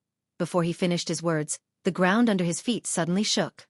At the same time, outside the county office, the people all opened their mouths in surprise when they saw hundreds of armored guards surrounding the county office. When a group of soldiers ran into the county office in neat steps, Wang Chang's face turned completely pale. Your Excellency, help me. Seeing the people coming, County Magistrate Zhang directly rolled down from the court. He knelt in front of a man, pointed to the back and said, These bandits are lawless. They attacked the government office and intended to murder an official of the imperial court. Your Excellency, please take them down. Although the provincial governor of Suzhou had been transferred away by the imperial court, the assistant officer of the provincial governor's mansion was still there. During this period, the affairs of Suzhou had been handled by the chief of staff. Therefore, when County Magistrate Zhang saw the chief of staff and the commander-in-chief coming in with the guards, he felt as if he had seen his savior. At this point, the reason why those people attacked the government office was no longer important. What they had committed was treason, and the only way out was death. Wang Chang's body trembled as he watched the soldiers quickly walk over after hearing the words of the Yong County magistrate. He almost fell to the ground. At this time, two people had already come to them. A scribe on the left quickly tidied up his clothes, bowed and said, The chief of staff of Suzhou pays my respect to His Highness Jiang of Silla. A man in armor on the right simply knelt down on one knee and said loudly, The chief of staff of Suzhou pays my respect to His Highness Jiang of Silla. In the county office, all the soldiers put down their weapons, knelt down on both knees and said in unison, We pay our respect to His Highness Jiang of Silla. Wang Chong was stunned and looked back. Where was His Highness Jiang of Silla? Jiang of Silla? Behind him, there was no one in the hall. Then he slowly turned his head and looked at the Li brothers, whom he had just known for 2 days and had experienced a lot. Plop. Finally, his legs gave way and he knelt down on the ground. Plop. There was another heavy sound. County Magistrate Zhang had already stood up and turned around to see the chief of staff and the commander-in-chief take down those rebels, but he saw such a scene. The chief of staff bowed, and the commander-in-chief knelt down. His Highness Jiang of Silla. Looking at the young man opposite him, he only felt that the clear sky above his head suddenly became gloomy. Dark clouds rolled up, and thunder exploded. He knelt down again. There was a buzzing in his ears, and his mind was blank. Chapter 1000. An imperial edict had already been sent to Xuzhou. Xuzhou would become the fief of His Highness Jiang of Silla. In the future, all the financial and military affairs of Xuzhou would be decided by His Highness Jiang of Silla. They only needed to report it to the imperial court. The former provincial governor of Xuzhou was recalled by the imperial court, and the other assistant officials stayed. The new provincial governor would be appointed by His Highness Jiang of Silla. This almost made the whole of Xuzhou independent and had very little contact with the imperial court. It could be said to be a pioneering act that had never happened since the founding of the country. Of course, it was also unprecedented in the history of the Jing kingdom that a foreign minister could be conferred the title of king. Based on these 2 points, it could be seen that His Majesty trusted His Highness Jiang of Silla. Xuzhou had a new master, so the local officials naturally had to be more careful. After all, before this, they had learned all kinds of legends about His Highness Jiang of Silla. 2 days ago, people from Jiang of Silla's mansion arrived in Xuzhou. These days, they had been waiting anxiously. Now that His Highness Jiang of Silla had finally arrived, the ignorant county magistrate of Yong County was so daring. The chief official of Xuzhou and Sima Shang wanted to tear him apart. The person in front of them was a close friend of His Majesty and Princess Fu Zhang, the powerful His Highness Jiang of Silla. How could he frame Jiang of Silla as a bandit? Seize this criminal official for me. The chief official of Xuzhou turned around and said. Immediately, soldiers picked up County Magistrate Zhang, who had collapsed on the ground. Your Highness, please spare my life. Please spare my life. County Magistrate Zhang wanted to kneel down, but he couldn't. He could only look at Jiang of Silla with desperate eyes and said loudly, Your Highness, please spare my life. A county magistrate colluded with a bandit and wantonly framed a good person. It was enough to show how arrogant and corrupt the officials in Xuzhou were. Li Yi waved his hand and said, Take off his official robes and take him to the market. Whether he will be spared or not, the people will have the final say. The chief clerk of Shu State bowed and said, Understood. From today onwards, His Highness Jiang of Silla will be the new master of Shu Prefecture. In Shu Prefecture, his words are equivalent to an imperial edict. Your Highness, Jiang of Silla. Wang Chang's face was pale. He walked over and said with a trembling voice, I didn't know Your Highness's identity. I have offended Your Highness in the past 2 days. Please forgive me. Those who don't know are innocent. Li Yi shook his head and said, I haven't thanked you for your care along the way. Do you have time? I'll treat you to a drink. Hearing this, Wang Chang was stunned. From the beginning, he could no longer treat the young man in front of him as the Li brothers who could drink tea and chat with him. One was just a lowly escort, and the other was the most powerful Jiang of Silla. His Highness Jiang of Silla was actually inviting him to a drink? Old Fong walked over, put his arm around Wang Chang's neck and said, You're like a woman. After drinking this wine, we'll be real friends in the future. If you encounter any difficulties in Xuzhou in the future, I'll protect you. Wang Chang naturally knew that this was a blessing that could not be obtained in several lifetimes. He bowed and said, Then, thank you very much, Your Highness Jiang of Silla. County Magistrate Zhang was dragged away. The minister of Xuzhou walked forward, pointed to the government runners in the yard, and asked, Your Highness, how should we deal with these people? The person in charge of the government was County Magistrate Zhang. These people were also following orders, so it was impossible for them to be punished as severely as him. Li Yi thought for a moment and said, Each of them will be flogged 10 times as a punishment. If they do evil again in the future, they will not be forgiven easily. Thank you, Your Highness. Thank you, Your Highness. The government runners immediately knelt on the ground and kowtowed like pounding garlic. Even if they would be flogged, they did not dare to resent His Highness Jiang of Silla at all. The others also had time to raise their heads and quietly look at His Highness Jiang of Silla. In the past 2 years, they had heard a lot about Jiang of Silla. Today was the first time that they saw this legendary figure. They only felt that although he was so young, he had a bearing that was different from ordinary people. A little girl skipped into the county government. Looking at Li Yi, she said in a crisp voice. Brother, Sister Rui said that if you don't go back, your food will be eaten up by Sister Rui. After saying that, she skipped out again. Li Yi's expression changed.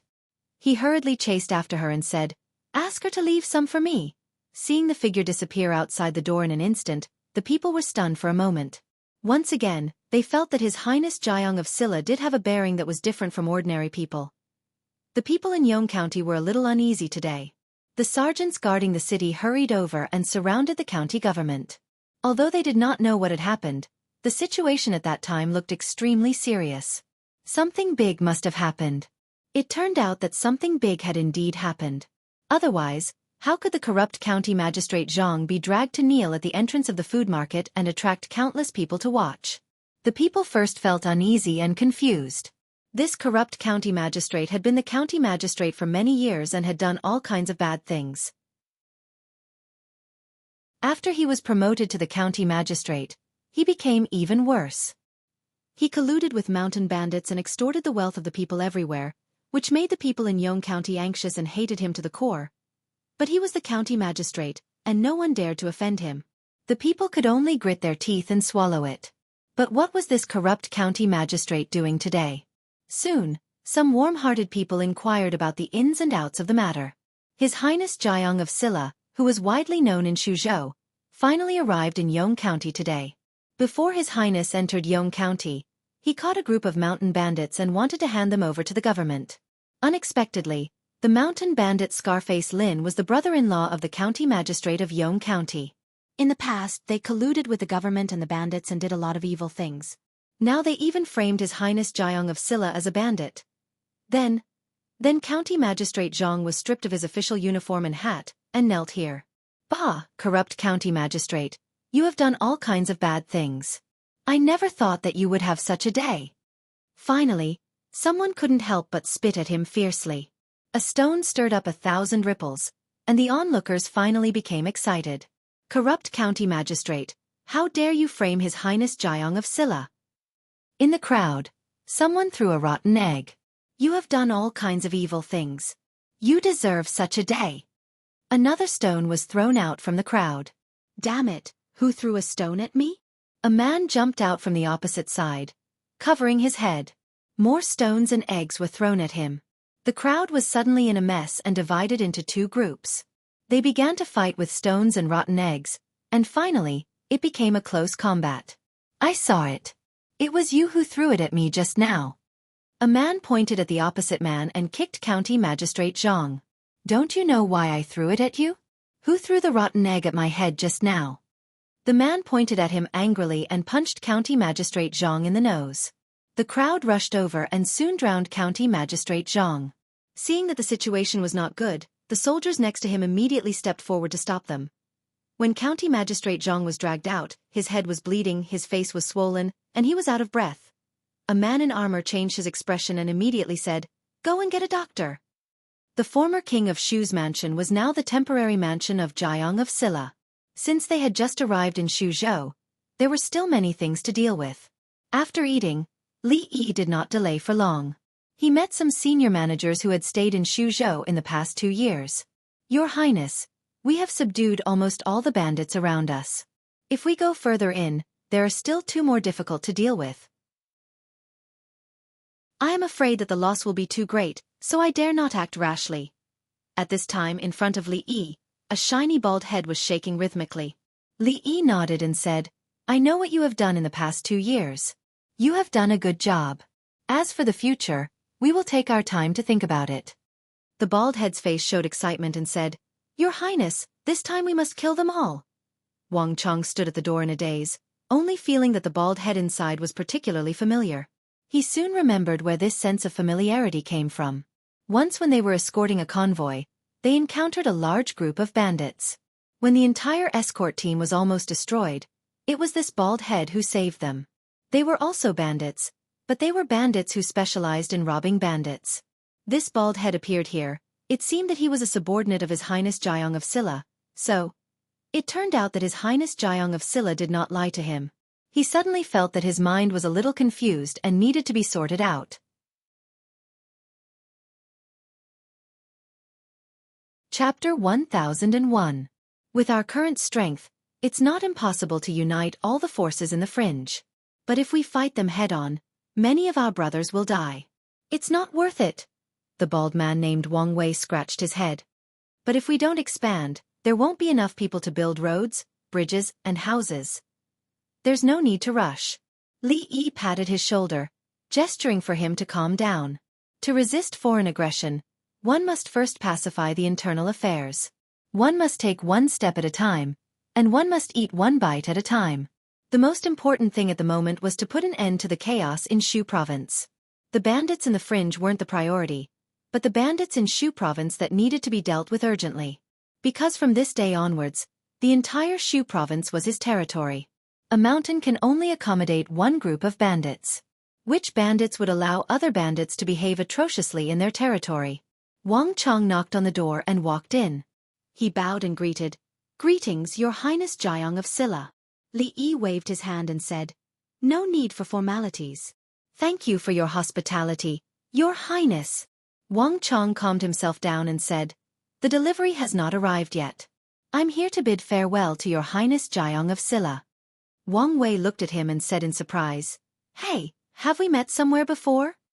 "Thank you, hero, for saving our lives." Wang Chong bowed respectfully and said, 3 months ago, we encountered a group of bandits while escorting the delivery. If it wasn't for you, I'm afraid we wouldn't have survived until now." "I seem to have some recollection." Wang Wei scratched his head. Recollection was just a courtesy. In the past 2 years, they had saved many people from the bandits. How could they remember every single one of them? Although they were also bandits, they had their own rules. They were not allowed to attack the traveling merchants, nor were they allowed to harm the common people. Since they were not allowed to do this or that, they could only attack their peers. As a result, there were no more small bandits within a radius of several dozen li within their territory. They either banded together to fight against outsiders, or they latched onto the thighs of some large bandit group, making it difficult for them to act against them. This also caused their performance to plummet in the past few months. After thanking the Baldi, Wang Chong suddenly knelt down in front of Li Yi and said, "Wang Chong requests Your Highness Jiang of Silla to take me in. In the future, I am willing to follow Your Highness' lead. Please get up." Li Yi personally helped him up and said, "Brother Wang has been delivering goods outside all year round, so he should be very familiar with Suzhou. Maybe he will need your help in the future. If you don't mind, you can work here after this trip." Wang Chong excitedly kowtowed and said loudly, "Thank you, Your Highness." If he could get the protection of His Highness Jiang of Silla in Suzhou, as long as he did things honestly in the future, what was there to be afraid of? This escort trip was really worth it. As a newcomer, it was the time when he was most short of manpower. It was certainly a good thing to have the help of someone familiar with Suzhou. After Wang Chong left, the chief official of Suzhou came in and bowed. "Your Highness, the county magistrate of Yong County has been seriously injured by the angry people. I have just sent him to the medical center for treatment." Li Yi nodded and said, "After the injury is healed, convict him one by one, and then punish him according to the law." Then he looked at him and asked, "What do you think about the management of the bandits in Suzhou?" The chief official of Suzhou thought for a moment and said, "Your Highness, Suzhou is adjacent to the chaotic land. The bandits have been going on for decades. It is hard to imagine that it is difficult to control them comprehensively. In recent years, the government has encircled them dozens of times, but every time there is a move, they will flee to the chaotic land. When the storm subsides, they will come out and continue to commit crimes. We can do nothing." "You mean, we're just going to let it go?" "I absolutely don't mean that." Hearing this, the chief official of Suzhou immediately said, "I just think that this matter involves a lot of things and needs to be considered at length." Li Yi thought for a moment and said, "Summon all the officials above the 8th rank in the 7 counties. I want to see them at the Yong County government in 5 days." Although he did not know why His Highness summoned the officials of Suzhou with such great fanfare, the chief official of Suzhou immediately bowed and said, "Yes, Your Highness." If he wanted to develop Suzhou, he had to solve the problem of corrupt officials and bandits first. Li Yi already had a plan in mind. Then he suddenly turned around and picked up Yong Ning, who was quietly approaching him from behind.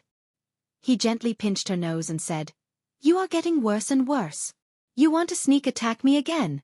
Yongning said with some frustration. I was discovered by my brother again. Recently, Yongning had been learning martial arts from Mississippi Lu. Of course, she was only learning some basic things now. She was young and had strong adaptability. Moreover, she had Mississippi Lu to teach her, and there were 3 supreme masters at home who could consult her at any time. It was likely that when she grew up, there would be another independent heroine in Wulin. Li Yi helped her tidy up her messy hair and said, You are still too young. When you grow up, your brother won't be able to discover it. Sister Rui also said the same. Yongning nodded vigorously and said, She said that my brother is the laziest and always doesn't practice martial arts.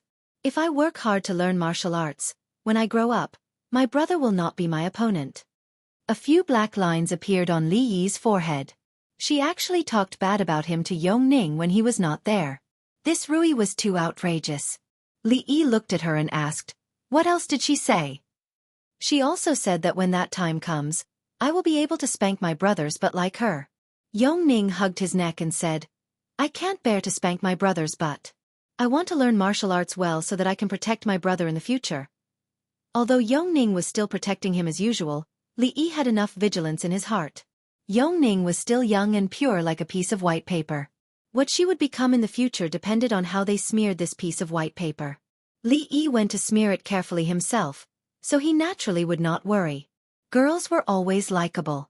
In terms of likability, even Li Duan could not compare to her. Drunken Mo taught her how to draw and dance. Ruoqing taught her how to read and play musical instruments. Rui told her stories and treated her like a daughter. They had all added some color to this piece of white paper. However, if Mississippi Lu had to add a few strokes on this piece of paper from time to time, things would not be good. One Lu Rui was enough in the family. There must not be another Rui. Li Yi pinched her little face and said, Cinny, you must remember to listen to Sister Rui more in the future. Listen to Sister Ruoqing and Sister Drunken Mo more. Also, remember to stay away from Sister Rui. Yongning blinked her eyes at him and asked, Why? Li Yi looked at her and guided her patiently. Because Sister Rui always spank my brother's butt. Anyone who spank my brother's butt is a bad person.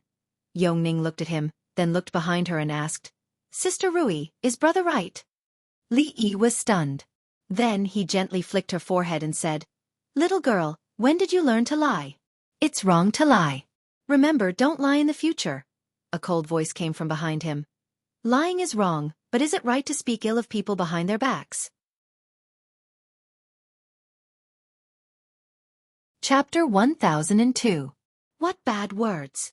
Li Yi turned to look at Mississippi Lu and asked in surprise, When did you come, Rui? Not too early. Mississippi Lu hugged her sword and said, When you asked Cinny to stay away from me. Li Yi waved his hand and said, You're kidding. Why would I say something like that? Sister Rui spanked brother's butt. Yongning looked at him and reminded, Brother said that those who spanked others were bad people, so Sister Rui is a bad person. Kids shouldn't listen to what others say. Li Yi looked at her and said seriously, Spanking is a sign of affection and scolding is a sign of love. A family should love each other. If Cinny is disobedient, Sister Rui will spank Cinny's butt too. That's also a sign of love. Yongning immediately covered her butt and took a few steps back. She looked at Mississippi Lu and asked, Then, Sister Rui spanked brothers but because he was disobedient? Li Yi thought to himself that kids were so naive. Mississippi Lu spanked him not because he was disobedient, but because he asked for it. Yongning looked at Rui and said pitifully, Cinny will be obedient. Sister Rui, please don't spank Cinny's butt, okay? Spanking is a sign of affection and scolding is a sign of love? Mississippi Lu held her sword with one hand and held Li Yi's shoulder with the other. She said, Let's go over there. Let me love you. Li Yi wanted to move her hand away. He shook his head and said, There's no need for that. I'm your brother-in-law. It's not good for others to see. No matter how much strength he used, the hand on his shoulder did not move at all. Mississippi Lu smiled and said, You're welcome. We're a family, so we should love each other. Spanking is a sign of affection and scolding is a sign of love. Yongning stood where she was and watched the two of them enter another courtyard. She mumbled, Is Sister Rui spanking brother because she loves him? Your sister Rui spanked your brothers but not because she loved your brother, but because your brother loved her. Fong, who was squatting at the door, shook his head and looked at her. You're still young. You'll know these things when you grow up. While Mississippi Lu was doting on Li Yi in the courtyard, the chief officer of Shu province had just entered the provincial governor's mansion. Obviously, as soon as he arrived in Shuzhou, he encountered bandits and saw the collusion between the Yongzhou county magistrate and the bandits. His Highness Jiang of Silla was really angry, and he was determined to eliminate the bandits in Shuzhou. It was good that His Highness Jiang of Silla had such thoughts, but he had been in Shuzhou for many years. No one knew better than him how serious the bandits in Shuzhou were. Not to mention the fact that there were as many bandits as there were hairs on a cow, it would take a lot of manpower and resources to completely eliminate them. He also didn't know if the county magistrates could afford it. Just talking about the collusion between officials and bandits, the yamen was a den of bandits and a protective umbrella for some bandits. This was a huge obstacle to this matter. The various yamens in the 7 counties of Shuzhou were more or less involved in this kind of thing. When His Highness Jiang of Silla issued the decree, the people below responded passively for various reasons. Just like the previous times when they tried to suppress the bandits, it was impossible to achieve any results. His Highness Jiang of Silla would lose face if he failed to suppress the bandits. He might vent his anger on them. There was currently no provincial governor in Shuzhou. As the chief officer, he was temporarily in charge of all affairs. Naturally, he wanted to be promoted to a higher position. If he messed up this first task and angered Jiang of Silla, it would not be a good thing. Putting aside the success of suppressing the bandits for the time being, Her Highness had ordered that all officials of the 7th and 8th rank and above should appear in the Yong County government 5 days later. He had to handle this matter properly. As soon as he entered the magistrate's office, he ordered the advisor who came to greet him, send someone to send a message to the other 6 districts immediately. Inform all officials above rank 8 to appear in the Yong County magistrate's office within 4 days. This is an order from King Jing. Anyone who disobeys will be severely punished. The advisor immediately nodded. Yes, Your Excellency. I will arrange it immediately. In addition to Yong County, there were 6 other counties under the jurisdiction of Shu Province. Because of their remote location, the areas of these counties were much larger than ordinary counties. However, if one rode a fast horse from Yong County to the farthest county, Ji County, it would take them a day to get there. Ji County Yamen. The magistrate of Ji County had just sent off the messenger from Yong County. When he walked back to the yamen, his expression was a little ugly. This Jiang of Silla had only arrived in Shuzhou for a day. Why did he want to summon everyone? What was he planning? He had just asked the messenger indirectly. This time, Jiang of Silla had summoned all the officials of the 8th rank and above from the 7 counties to discuss the suppression of the bandits. If the bandits in Ji County were really suppressed, he would lose his most important source of income. How would he be able to marry a 7th concubine? Your Excellency, don't worry. When the king of Shu was still alive, he also suppressed the bandits a few times. Over the years, he has suppressed the bandits many times. Beside him, a man with a goatee said with a smile, different situations call for different actions. If they want to suppress the bandits, we just have to cooperate. As for whether or not we can succeed, that will depend on the will of the heavens. You don't know. The magistrate of Ji County shook his head and said, this Jiang of Silla is not an ordinary person. It's best to be careful. Send someone to tell Lu Huzi to stay put for the time being. It's best if he stays in his nest and doesn't come out. Otherwise, if anything happens, don't blame me for not showing mercy. All right, I will inform him immediately. Also, the magistrate of Ji County thought for a moment and said, make some preparations. I have to leave for Lin County immediately. This time, I still have to discuss this with Huang. I will send someone to inform Magistrate Huang first. Go. In a forest somewhere in Ji County, more than a dozen thatched cottages were scattered in picturesque disorder. At this moment, in an empty space in front of the thatched cottages, a man with a big beard looked at his subordinates opposite him and frowned. Look at how scared you all are. It's just a few words from outside, and you're already so scared. How much money has that Wei guy taken from us all these years? If we're done for, he'll be done for too. Would he dare to suppress us? But big brother, I heard that this time, the authorities are serious. Put your hearts back in your stomachs. We're in the same boat as that Wei guy. Instead of worrying about the authorities suppressing the bandits, we might as well worry about encountering those baldies again. At the mention of baldies, some people's faces immediately turned pale.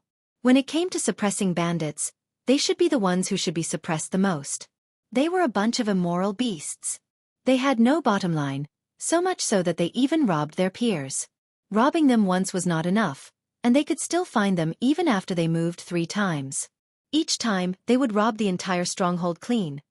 It even gave people the feeling that they were the pigs and sheep that were being reared by those baldies. Every once in a while, they would have to go through that kind of painful experience. The man with the big beard thought about it and said, "No, we still have to inform others about this matter. If the authorities want to play, then we'll play with them."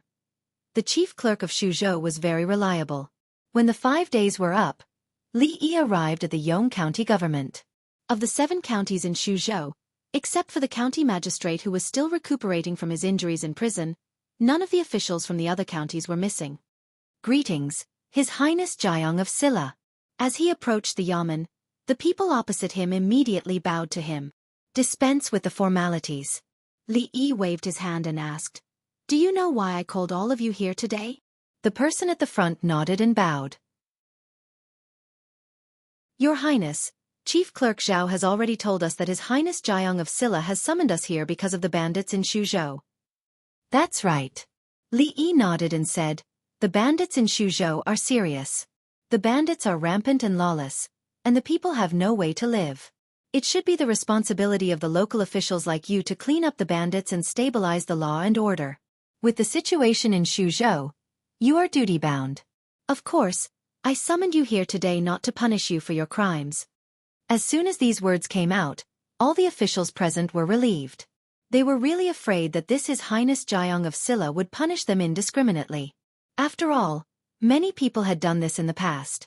Now it seemed that His Highness Jiang of Silla was worthy of Jiang of Silla. He was so reasonable that it was touching. "I can let bygones be bygones, but as the parents of the Shu Prefecture, you are paid by the imperial court. You should also take responsibility." Li Yi glanced at the crowd and slowly said, "From today on in the territory of Suzhou, if the property of the people is robbed, all the losses will be compensated by the local officials. When the property is recovered, it will be returned to the local officials to make up for the losses." When the officials heard this, they were all stunned. The local officials will pay for the losses of the people's property first. The officials will take the blame for the crimes committed by the bandits. Is there such a reason in the world? Is there any law?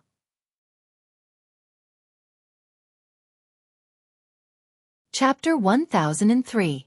Your Highness, this. The expression of an official at the front of the crowd changed. He said, "It doesn't make sense for the government to pay for the losses caused by the bandits." County Magistrate Wei's words struck a chord in the hearts of the crowd. Officials could not be bullied like this. How were they supposed to investigate if someone lied about the losses? Even if the commoners really suffered losses due to the bandits, they should not be the ones paying for it. They would not be able to afford it if this dragged on. Most importantly, they could control the bandits they were supporting, but they could not control all the bandits. Li Yi looked at the middle-aged official and asked, "You are?" The official immediately said, "I am County Magistrate Wei Da Peng of Ji County." "County Magistrate Wei. Do you have a problem with I wouldn't dare." The County Magistrate of Ji County panicked. He immediately said, "I just feel that the bandits in Shu Province are very serious. Although the government is also responsible, there has never been a precedent of officials paying for the losses of the commoners. I'm afraid it's not appropriate. We should consider this matter at length." "What do you mean by at length?" "I think," Li Yi suddenly asked, "where is the County Magistrate of Ji County?" The crowd fell silent for a moment. Then, someone immediately walked out from the crowd and said respectfully, "Your Highness Jiang of Silla, I am the County Magistrate of Ji County. From now on, you are the County Magistrate of Ji County." Li Yi said to him. He pointed at the County Magistrate of Ji County and said, "Arrest Wei Da Peng. As a County Magistrate, you have been passive in suppressing the bandits. I suspect that you are in cahoots with the bandits of Ji County. You will be dealt with after the investigation." 2 armored guards immediately stepped forward and arrested the County Magistrate of Ji County. The County Magistrate of Ji County was stunned. His expression changed drastically as he immediately said, Your Highness, I have been wrongly accused. Wrongly accused? Li Yi looked at the newly promoted county magistrate of Ji County and asked. He says he has been wrongly accused. What do you think? Your Highness, I don't. The county magistrate of Ji County thought for a moment and suddenly bowed. Your Highness Jiang of Silla, I have a report. The former county magistrate of Ji County, Wei Depeng, colluded with the infamous bandit Lu Huzi of Ji County and allowed Lu Huzi and his men to commit crimes in Ji County. They harmed the people of Ji for profit for several years. I have evidence. Please, Your Highness Jiang of Silla. The Ji County magistrate's face paled. He pointed at Qin Yi and stammered, Why were you slandering me? His voice became softer and softer, and his face turned ashen. He did not expect King Jing to act so decisively and take him down at the slightest disagreement. He also did not expect that there would be a traitor by his side who would betray him at such a crucial moment. The county magistrate of Ji County was quickly taken away.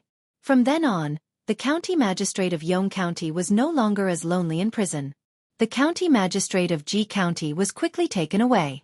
From then on, the county magistrate of Yong County was no longer as lonely in prison. Li Yi glanced at the crowd and asked, Does anyone else think what I said was inappropriate? More than 20 officials looked around. After a moment, they bowed at the same time and said in unison, Your Highness is wise. The county magistrate of Ji County had only spoken the truth, but he had been stripped of his official hat and thrown into prison. Who would dare to say anything else? Who would dare to object? Jiang of Silla was obviously not as kind as he looked. He had only been in Xuzhou for a few days, and 2 county magistrates had already been taken down. Who knew if they would be next? Li Yi shook his head and said, It's okay. If there are any problems, we can discuss them together. Only with discussion can we make progress. Speak freely. I won't blame you. One of the officials thought for a moment and carefully stepped forward. He said, Your Highness Jiang of Silla, you are. The official subconsciously wanted to answer, but he seemed to have thought of something. His expression changed, and he suddenly clutched his stomach. He said, I have an unbearable stomach ache. Can I go to the toilet first? People have 3 urgent needs. Go. Li Yi waved his hand and said, Does anyone else have any objections? The crowd was silent. If it had not been for what had happened just now, they might have thought that His Highness Jiang of Silla was reasonable and open-minded. But now, they would not fall for such a clumsy trap unless there was something wrong with their brains. One of the officials smiled and said, Your Highness is wise. I admire you. I have no other objections. Bootlicker. Disgusting. Behind him, a person looked at him with an extremely disdainful gaze. The person walked forward and bowed. Your Highness's plan is flawless. This lowly official's admiration for Your Highness is like a surging river, unending. I have no objections. I have no objections either. Since no one has any objections, then this matter is settled. Li Yi looked at them and said, You go back to your districts immediately. I will inform you in 2 days as to how to suppress the bandits. Seeing His Highness Jiang of Silla walking out of the county office, the crowd let out a long sigh of relief. An official suddenly turned around and looked at another person with a bright smile on his face. He said, Magistrate Zhang, we have been colleagues for so long and haven't had a good gathering. Why don't we go back together? I will hold a banquet at Spring Fragrance House tonight. Magistrate Fong, we haven't had a drink together for a long time. Let's have a good drink today. Lord Go, it's my fault for offending you in the past. I will hold a banquet at home tomorrow. You must do me the honor? On the way back, Fong asked with a puzzled face. Young master, there are not many good people among these officials. Why don't you kill them all? Why keep them alive? When Fong was smart, he was like a fox who could see through the world and experience the vicissitudes of life. When he was stupid, he was like a stupid fox. When they first arrived in Xuzhou, the biggest problem they faced was that there was no one they could use. To replace all the officials in Xuzhou was a simple matter for him. But after replacing them, would he let Fong be the county magistrate?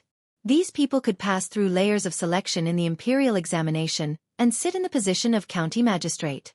Which one of them did not have some real ability? Moreover, they had been in Xuzhou for many years.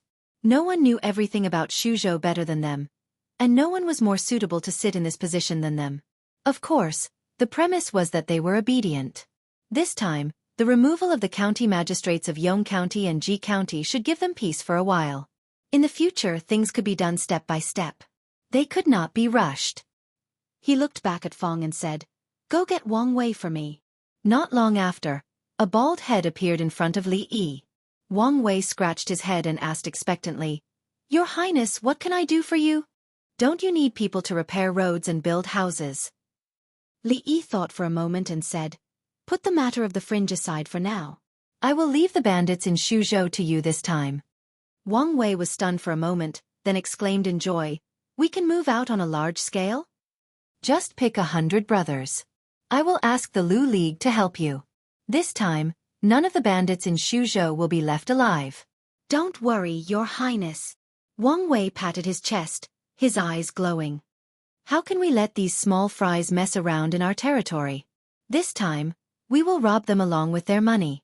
After feeding them for so long, it's time to pull in the net."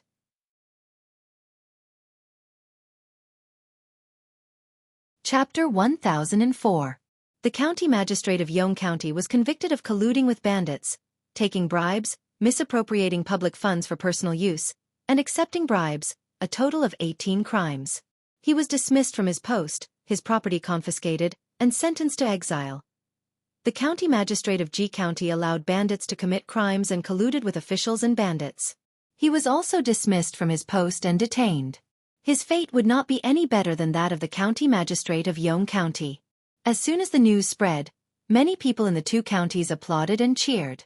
As the parent officials of the two counties, not only did they not uphold justice for the people, but they colluded with bandits to bring harm to the people, causing unrest in the areas under their jurisdiction. The people were full of complaints. They only had themselves to blame for what happened today. It was also what the people of the two counties had been looking forward to for a long time. All of this was thanks to His Highness Jiang of Silla, who had just arrived in Xuzhou not long ago. As soon as he arrived in Xuzhou, he arrested 2 corrupt officials in a thunderous manner. He also strictly ordered the local authorities to arrest bandits and maintain law and order, returning Xuzhou to a clear and bright sky. In just 2 short incidents, he had won the love and support of the people of Xuzhou in a very short period of time. Compared to the king of Shu, who only knew how to plunder the wealth of the people and harm the people, Jiang of Silla was undoubtedly thousands of times better. Even when comparing the two of them, people would feel that it was an insult to His Highness Jiang of Silla. They were both kings, but why was there such a huge difference between them? They had been looking forward to such a wise ruler for many years. Their days in the future should be much better. The people were in a good mood, and their faces were full of smiles. During their leisure time, the topic of conversation would always be His Highness Jiang of Silla, who was praised by countless people. It was said that he was handsome and had a jade-like appearance. He was one of the most handsome men in the world. It was said that he was brilliant in literature and could speak eloquently. He was recognized as the #1 scholar in the Jing Kingdom. It was said that he was skilled in martial arts and was a hero of the world who was skilled in both literature and martial arts. He was refined, humble, and wise. When dealing with bad people, he was decisive, resolute, and merciless. He was His Highness Jiang of Silla. He was such a noble and pure person. In the private courtyard, Li Yi held Ruoqing's waist and said, "Move a little more." "Yes, yes, just like that." Ruoqing's face was red as she bit her rosy lips. The numbness coming from her waist made it difficult for her to calm down. Correcting Ruoqing's movements, he walked over and patted drunk Mo's butt, saying, "You need to perk up a little more here. Practicing martial arts is just like you guys dancing. In addition to practicality, you also pay great attention to aesthetics." Drunk Ink was not as reserved as Ruoqing. When no one was paying attention, she pinched his waist, rolled her eyes at him, and ran to Ruoqing's side. Although he hadn't been able to give her a formal wedding ceremony, they were only one step away from each other. After the new mansion was renovated, it would be time to return what he owed her. Everyone in the Li family practiced martial arts now. Of course, it was different from Mississippi Lu's original intention to pursue the end of martial arts. Yong Ning wanted to learn martial arts well so that she could protect him in the future. Drunk Mo and Ruoqing wanted to practice martial arts because they heard that practicing that kind of martial arts could delay aging and maintain eternal youth. Few women could resist the temptation of these words. Of course, Li Yi also hoped that they could learn a little martial arts. On the one hand they could protect themselves, and on the other hand they could strengthen their bodies and prolong their lives. Their bodies were weak, and he did not expect them to practice martial arts well like Mississippi Lu to bully him every day. As long as they could have some ability to protect themselves and strengthen their physique, Li Yi would be satisfied. Walking to Mississippi Lu's side, he had just raised his hand when she looked over. Li Yi immediately waved his hand and said, "Rui, your movements are very standard. There's no need to correct me at all." Yong Ning's horse stance was already very stable. She was still at the stage of practicing the basic skills, so her movements were not very standard. Li Yi stood opposite her, made a standard horse stance and said, "Look, horse stance like me." "What do you mean like you? Don't lead the children astray." Mississippi Lu walked over from behind, pressed his shoulder and kicked his butt saying, "Press your butt down a little more, a little more." Li Yi rubbed his butt and whispered, "Can you be gentler? Gentler?" Mississippi Lu looked at him and said, "Why don't we go to the yard next door, and you tell me how to be gentle?" It was better not to go to the yard next door. It was a public place, and people would gossip if they saw it. More importantly, he could not bear Mississippi Lu's gentleness and love. Li Yi shook his head, looked at Yong Ning and said, "Remember, you have to listen to Sister Rui, press down a little more." In a small yard, third Miss Chen poured a cup of tea for him and asked softly, "How are things going recently?" Li Yi nodded and said, "Everything is going well. Some things can't be rushed, so let's take one step at a time." Beating corrupt officials and eliminating bandits was the first step to governing Xuzhou. The fall of the two county magistrates of Yong County and Ji County served as a warning to others. All the government offices in Xuzhou were extremely responsible and serious about suppressing bandits. In a short period of time, the suppression of bandits had achieved remarkable results. A large part of the reason was that the government had gone from indulging the bandits to not indulging them, so a large number of bandits no longer dared to act rashly. In other words, the so-called government and bandits could all be easily dealt with in this way. What came next could not be rushed. The bandits had to be eliminated bit by bit, so they just had to wait patiently. It was just that there were too many chores that needed to be taken care of every day. Everything in Xuzhou required his approval, and he was even busier than when he was in the capital. This was not what he wanted. The position of provincial governor of Xuzhou could not be left empty. He needed to find a capable person to take it, but the problem was that he did not have anyone under him who could be qualified to be a provincial governor. Should he ask Li Xian to send a reliable person over when he wrote a letter next month? "Lift your foot." Chen Chong held a broom in his hand and swept along the way. He glanced at Li Yi and said indifferently, "The third mistress did not ask him to arrange too many servants here." Even the dignified Chen Chong now had to occasionally do some sweeping and desk work. "You have done well on this matter," Chen Chong said casually as he swept. "Most of the bandits in Xuzhou are raised by the government. As long as the government does not condone them, half of the bandits will be gone." He swept his gaze over Li Yi's feet and said, "However, there are still some rules that are not perfect. There have already been a few cases of merchants making false reports of losses. If we do not do anything about it and hold on to the government, it will cause the officials in Xuzhou to panic and have the opposite effect." Li Yi took a sip of tea and asked with interest, "Then what do you think we should do?" After this incident, the collusion between the government and bandits will no longer exist. We should focus on eliminating the remaining bandits. The officials in Xuzhou cannot bear any more pressure. We should focus on appeasing them. It is impossible that you do not understand the principle of having a stick in one hand and a jujube in the other. And then? When you said, govern, just now, you have to govern as well as manage. Xuzhou is located in a remote area and is relatively far from the capital, but it is a rare commercial center. Countless merchants from many countries pass through this place. It is a pity that the officials in Xuzhou are blinded by some small profits. Anything else? Its geographical location is blessed by the heavens.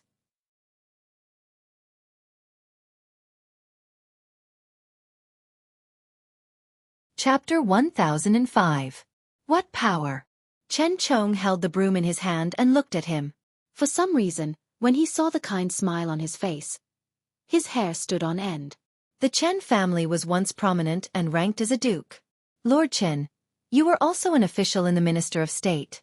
You were glorious and had a bright future. Li Yi shook his head and sighed. But now, you can only sweep the courtyard with a broom. Have you ever thought? Of course I have thought about it. Chen Chong glanced at him and said, "This is all because of you. The reason the Chen family has fallen to such a state and the reason I have to sweep the courtyard with a broom is all because of you." Li Yi raised his teacup and put it down. He thought for a moment and said, "I'm not talking about who or who. I'm saying, are you really willing to go from being an official in the court to only being able to sweep the courtyard?" "I am willing." Chen Chong poured a cup of hot tea for third young lady Chen and calmly said, "I'm getting old. As long as I can live a stable life, it doesn't matter if I'm an official or sweep the courtyard. In my opinion, sweeping the courtyard is more leisurely." Not thinking about progress, he was not thinking about progress at all. In any case, he had come from the house of Duke and had sat in one of the most popular positions in the court. At his age, his career path was the smoothest and his future was the brightest. He should be the most ambitious and ambitious. Dong Wen-yun had already reached the position of prime minister at his age, and yet he only thought about sweeping the courtyard? He only wanted to be leisurely? Degenerate. Although life is full of ups and downs, we cannot forget to struggle. Old steeds are still in the stable and have great ambitions. Martyrs in their twilight years still have great ambitions. Jiang Zia became prime minister at the age of 80, Sun Wukong went on a pilgrimage to the west at the age of 500, and Bai Suzhen only descended the mountain to fall in love at the age of 1000. Li Yi shook his head and said, "Lord Chen, you are just over 40, not even half of Jiang Taigong's age. How can you be so depressed? I have a position of provincial governor here, 3 levels higher than your previous position. Are you interested?" Although he had a lot of power and could directly participate in national affairs, his official position was not high. He was only a 5th-rank official. The provincial governor of Shu province was a 4th-rank official, which was 3 ranks higher than him. When Shu province was promoted from a lower province to a higher province, his official rank would be unimaginable. Not interested. Chen Chong shook his head, his face expressionless as he picked up his broom and walked into the courtyard. Li Yi stood up and said, "Think about it." "I won't consider it," Chen Chong said decisively. "Just take it as helping me out." "I'm not helping." Compared to being a provincial governor, I prefer sweeping the courtyard. We're all friends, give me some face. Does His Highness Jiang of Silla still need others to give him face? These were words that went against his heart. When Li Yi had brought up this matter, he had clearly seen the glint in Chen Chong's eyes. How could a person who had lived a glorious life, a person who could summon the wind and summon the rain in court, fall so low that he liked sweeping the courtyard? Chen Chong was undoubtedly the most suitable person for this position. He had the ability and experience. His only flaw was that he had once made a serious political mistake. However, this was not important. He was the great Jiang of Silla, magnanimous and magnanimous. How could he not even have this little bit of tolerance? The problem was that Chen Chong didn't seem to give him much face. Li Yi looked at him and asked, "I'll ask you one last time. Will you accept the position of provincial governor?" "No." Chen Chong turned his head, a mocking smile on his face. So what if it was Jiang of Silla? Even Jiang of Silla would have a time when he would beg him. Li Yi shook his head and indifferently said, "Then don't blame me for being impolite." Chen Chong was disdainful of this.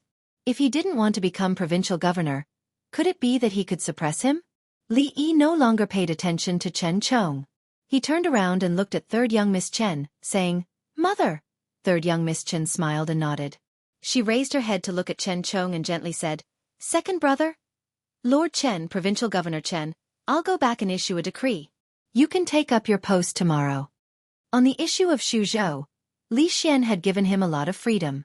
From the position of provincial governor to that of local officials, he didn't need to go through the procedures of the Ministry of Personnel. He looked at the broom in Chen Chong's hand and said, "Of course, if you like sweeping, you can continue this hobby after you become provincial governor. No one will stop you. See you later." Li Yi waved at him again and walked out of the courtyard. Chen Chong threw down the broom and walked to sit beside third young Miss Chen. He poured himself a cup of tea and gulped it down. He said with some dissatisfaction, "Miao you spoil him too much." Third young Miss Chen smiled and said, "If I don't say anything, how can second brother find a way out of this embarrassing situation?" Chen Chong's face turned red. "Miao you what do you mean by that?" "Nothing."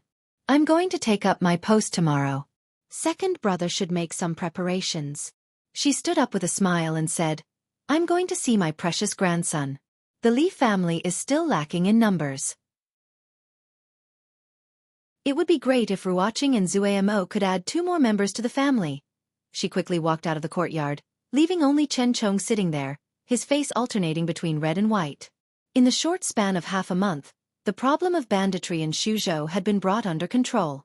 Even the local people of Xuzhou would not believe such a thing, let alone others. Xuzhou had been plagued by banditry for decades. The previous provincial governor had dealt with it, the previous provincial governor had dealt with it, and the previous provincial governor had dealt with it. Even that good-for-nothing king of Shu had symbolically dealt with it twice. But in the past few decades, no matter what the government did or what measures they took, it was only a temporary achievement. The effect was very small, and it could not be compared to the effect of His Highness Jiang of Silla's suppression of banditry. His Highness Jiang of Silla had ordered that if the people suffered losses due to banditry, the local government would pay for it in advance. Everyone knew that in these days, the government was a den of banditry. Just this rule alone had eliminated half of the banditry in Xuzhou. Of course, there were also people who took advantage of the situation. A few people with bad intentions took the opportunity to falsely report their losses to the government. After being found out, they were severely beaten dozens of times. They were unanimously spurned by the people, and such things rarely happened again. The situation in Xuzhou had really changed a lot recently. In the past, people in Xuzhou would be in danger of encountering banditry even if they walked on the official road in broad daylight, let alone walking at night. Now, when banditry walked on the mountain road in Xuzhou, they had to worry about whether there were soldiers lying in ambush in the bushes beside them. When they saw pedestrians walking alone, they had to think carefully about whether they were bait thrown out by the government or a hero with unparalleled martial arts skills, using himself as bait and waiting for them to walk into the trap. For a moment, the banditry in Xuzhou was in a state of panic, and everyone was in danger. They could not live on like this anymore. In a mountain village in Ji County, a thin man rushed into a room and said to the one-eyed man sitting in a seat in panic, "Big brother, bad news. We've been surrounded." "What?"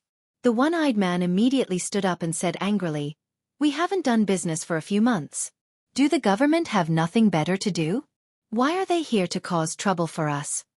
The thin man panted and said, "No, it's not the government." "It's not the government?" The one-eyed man sat down again and asked, "Then is it Wang Motzi or Li Guzi who came to snatch our territory? Did these two F***ers eat bear's heart and leopard's gall?" The thin man patted his chest and said, It's not." The one-eyed man suddenly slammed the table and said angrily, "It's not this and it's not that. Who is it? Finish it all at once." Only then did the thin man calm down and say, It's those baldies." "What?" The one-eyed man stood up from the chair again and quickly fell back down. He asked, What did you say?" The thin man said sadly, "Big brother, those baldies are here again."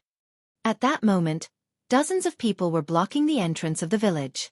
A strong bald man held a cone-shaped paper tube in his hand and shouted, "People inside, listen up.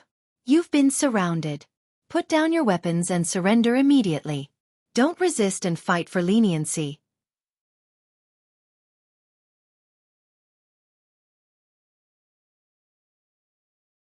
Don't resist. Fight for leniency. Outside the village, a baldy looked at another baldy who was holding a paper tube and said enviously, "You've been shouting for a while. Can you let me shout for a while?" All right. The baldy handed the paper tube to his companion and shook his head. "Look at your useless look. Lee." Baldy B took the paper tube and took a deep breath. Just as he shouted out a single word, the village gate opened from the inside.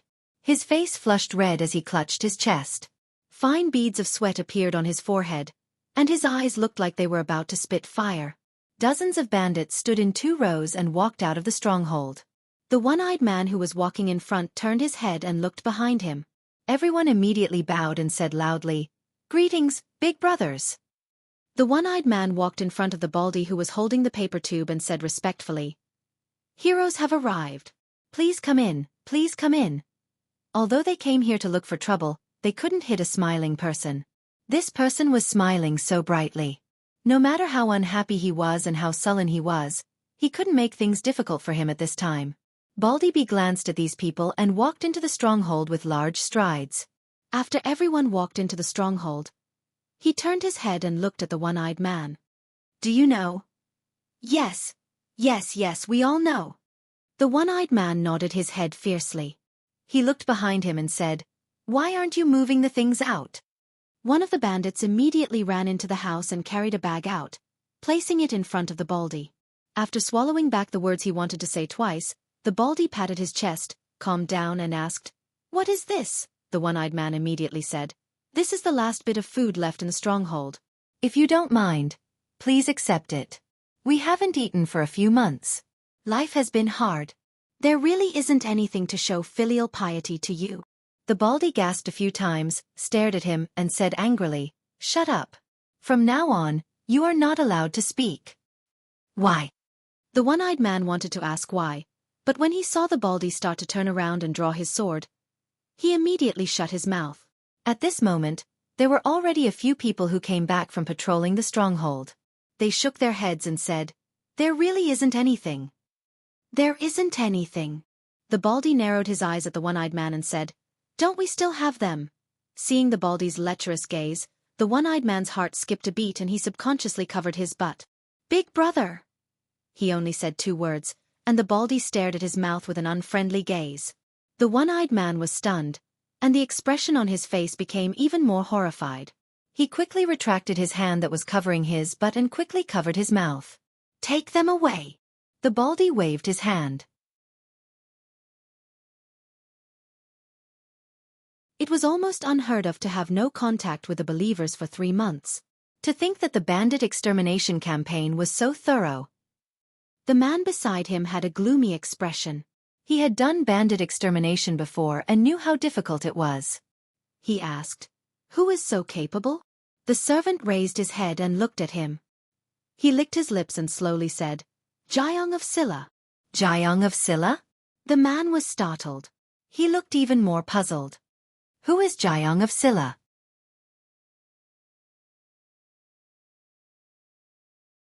Chapter 1007. Shu Province was the territory of the Jing Kingdom. This Jiang of Silla who came to Shu Province to exterminate bandits was naturally a prince of the Jing Kingdom. However, no matter how hard the king of Shu racked his brains, he could not figure out who this Jiang of Silla was. He knew King Qi, King Xian, King Jin, King Ning. He knew all the princes of the Jing Kingdom, except for this Jiang of Silla. How many years had it been since such a title had appeared? Your Highness," the servant stammered. He raised his head and looked at the king of Shu. "Jiang of Silla. Jiang of Silla is Li Yi." The king of Shu stood rooted to the ground. He looked back at the servant with some difficulty and asked, "What did you just say?" "Jiang of Silla? Who is Jiang of Silla?" The servant pursed his lips and said, "Your Highness, Jiang of Silla is Li Yi. We live in the depths of the Bedlam and do not have access to information. That Li Yi was conferred the title of Jiang of Silla a few months ago." "Jiang of Silla, Jiang of Silla." The king of Shu revealed a shocked expression. Then, he became a little crazy. "Jiang of Silla. Li. What right does he have? What right does he have to be Jiang of Silla? Are all the courtiers dead? Are all the members of the royal family dead? How could they let such a ridiculous thing happen?" The servant panicked and immediately said, "Your Highness, please calm down." After a long time, the king of Shu finally regained his composure. He lowered his voice and asked, "He is already Jiang of Silla. Why did he come to Shu Province?" The servant opened his mouth and said, Your Highness, this." The king of Shu looked at him and said furiously, "What are you stuttering about? Speak." The servant lowered his head and slowly said, Shu Zhou is the fief of Jiang of Silla. He has now occupied our former prince's mansion. The first thing he did when he came to Shu Zhou was to reorganize the government and vigorously eliminate the bandits in Shu Zhou. Shu Prefecture is now his fief, and he even occupied Ai's mansion? The king of Shu fell back onto his chair, staring blankly ahead. Shu Prefecture. That was Shu Prefecture. Not only did Shu Prefecture not belong to the king of Shu, but it had also become the fief of his enemy? He caused him to lose his position as crown prince. He caused him to be like a stray dog. He could only hide in the deep mountains, cut off from news, and face endless pests every day. Wasn't it enough that he caused him to be reduced to this state? Now, he even wanted to invade his fief and occupy his prince's mansion. The king of Shu was trembling with anger. His eyes were bloodshot, and he clenched his fists tightly. He hissed, "Li-yi, Li-yi. I will not live under the same sky as you. Your Highness, I still have some matters to deal with in the church. I'll be leaving first." The youth surnamed Feng glanced at him and left in a hurry after saying that. He had no time to care about the matter between the king of Shu and Li-yi. Although he had quite a grudge with that person, the most important thing at the moment was to find out what had happened to the believers of the holy religion in Shu Prefecture. According to his calculations, the last time the believers of the holy religion came to report, the news that Li-yi had become the Jiang of Silla should not have reached Shu Prefecture yet. However, 3 months had passed since then. It was impossible for there to be no news of such a major incident in Shu Prefecture. Damn it, what the hell is going on? He cursed and quickly walked out of the courtyard. A man in purple followed closely behind him and asked in a deep voice, "Protector, what happened?" The youth surnamed Feng said coldly, "Who is in charge of the believers in Shu Prefecture? Ask him to come and see me immediately." A moment later, a man in blue knelt in front of him and said in surprise, "Protector, I also found something strange about this matter and was about to go to Shu Prefecture to check it out." The bandits in Shu Prefecture had almost been eliminated. Although there were still some that had slipped through the net and it was difficult to catch them all, it was not a big deal. Even the capital could not maintain absolute security. The daily affairs of Shu Prefecture were handled by the newly appointed provincial governor Chen Chong. There was no need for him to worry about everything. In terms of governance, there would not be too many problems in a short period of time. The bandits that had been eliminated in the past few days were all sent to the fringe to pave the way. According to Li Yi's plan, he wanted to completely open up a trade route in the fringe. The Qi Kingdom suppressed trade. If the merchants traveling between the two countries passed through the prefectures, they would have to pay exorbitant taxes and various fees every time they reached a destination. It was enough to make them lose all their money. That was why so many merchants were willing to take the risk to pass through the fringe instead of using the official roads of the Qi Kingdom. Of course, the premise of all this was to completely solve the problem of chaos in the fringe. This matter had not reached the most urgent point yet, so there was no need to rush it. He had just arrived in Shu Prefecture, so he wanted to spend more time with his family and live a peaceful life for a while. Recently, Mississippi Lu had been busy opening up the new territory of the Lu League. Rui and the others spent their days chatting, playing cards, and doing needlework. There was nothing important to do. Ruoqing was quiet and indifferent, but in fact, she could not stay idle. She would get sick if she stayed at home for a long time. Therefore, when she proposed to manage the brothel in Shu Prefecture, Li Yi agreed after a short consideration. He had just sent Ruoqing to the brothel. When he walked out of the room, he saw a young man sweeping the floor in the courtyard with a broom. In this day and age, the person who swept the floor was not necessarily a cleaner. It could be a grandmaster who had nothing better to do. It could also be a provincial governor who held a high position, or a core figure of a religion who controlled countless followers. Li Yi walked over and said, "You must be Su Zheng." The young man heard the voice and looked up at him. He did not say anything and lowered his head to continue sweeping the floor. The fact that he did not deny it was equivalent to a direct admission. Li Yi sat down at the stone table in the courtyard and continued to ask, "Have you taken over all the followers of the holy religion in Shu Prefecture?" The young man said lightly, "This is the secret of the holy religion. If you want to know, you can ask the queen. Without the permission of the queen, I will not tell you a word." "You have already told me that you are Su Zheng." The young man looked at him and did not say anything this time. Li Yi threw a sign on the table and asked, "Can you tell me now?" Su Zheng looked up and the expression on his face froze. The blue dragon token. He was very familiar with the holy religion. He recognized at a glance that it was the blue dragon token of the holy religion. It was held by the blue dragon ambassador, whose status was only below the two queens. However, this blue dragon ambassador was elusive. Even his existence was a mystery in the holy religion. But it did not mean that he did not recognize the blue dragon token. The Holy Church was now split into two.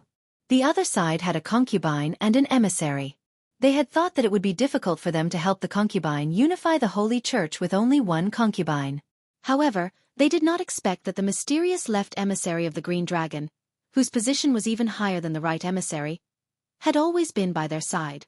After coming to his senses, Su Zhang put down the broom and bowed respectfully. "Greetings, left ambassador." Li Yi put away the token and said, "Can you tell me now?" Su Zhang nodded and said, "After coming to Shu Prefecture, I have taken over all the followers of the holy religion here and got a lot of information from them." "Tell me about it." "The other queen is now in the Qi kingdom. She seems to be involved in the fight for the throne. The holy religion is supporting the first prince in the Qi kingdom. But there are more courtiers in the imperial court who are leaning towards the third prince. The situation is grim.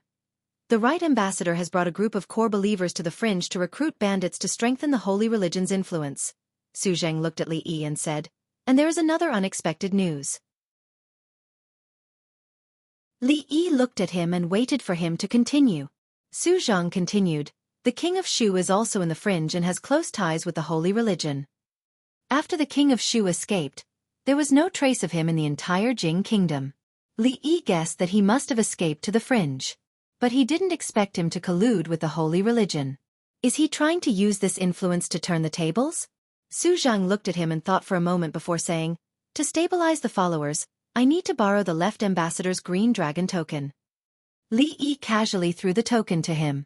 Su Zhang paused and said, "There is one more thing. Some of the followers in Shu Prefecture are living in hardship. In order to spread the Queen's grace and help them, we need a lot of silver. You can discuss this matter with her ladyship." Ruoqing was actually the head housekeeper of the family. Although the Li family was a large family with businesses all over the Jing kingdom, Li Yi hadn't seen silver for a long time. Before leaving, Li Yi paused and turned to look at him.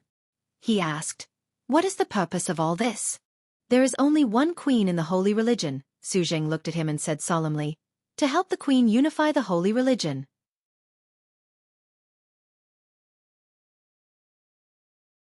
Chapter 1008. Assist the Empress in Unifying the Holy Religion. When Su Zhang said this, his expression was solemn, as if he was taking an oath. Li Yi nodded. Comrade Su Zhang was a good comrade, worthy of being put in an important position. After liberation. No, after unification he should be promoted. At the very least, he should be given a position as an emissary. Unifying such a large holy religion seemed as difficult as ascending to heaven, but it was actually very simple. Taoist nun was the only obstacle. As long as she was removed, the whole holy religion would be at their fingertips. They were the ones who spread the news that Ruoqing was the Empress of Heaven. Now, all the disciples knew that there were two empresses in the holy religion. One of them was actually not the Empress of Heaven. There was only one Empress of Heaven. The previous matter was just a joke that the Empress of Heaven was playing with them. This was a contradiction, a slap to their own faces. A monarch must not joke, and the Empress must not joke. If she violated this rule, the Empress would lose her credibility, and the huge force they had painstakingly built would collapse. This was not what Li Yi wanted to see, nor was it what Taoist nun wanted to see. Therefore, the big goal of unifying the holy religion could be replaced by a small goal. Getting rid of that Taoist nun, Su, who had recently gained some enlightenment, was very willing to do this. The only problem was that Taoist nun was far away in the Qi kingdom, so it was not convenient to do it. However, there was no need to be anxious. Li Yi believed that they would meet again one day. He even had a premonition that he and the king of Shu would meet soon, deep in the land of Bedlam, on a certain mountain.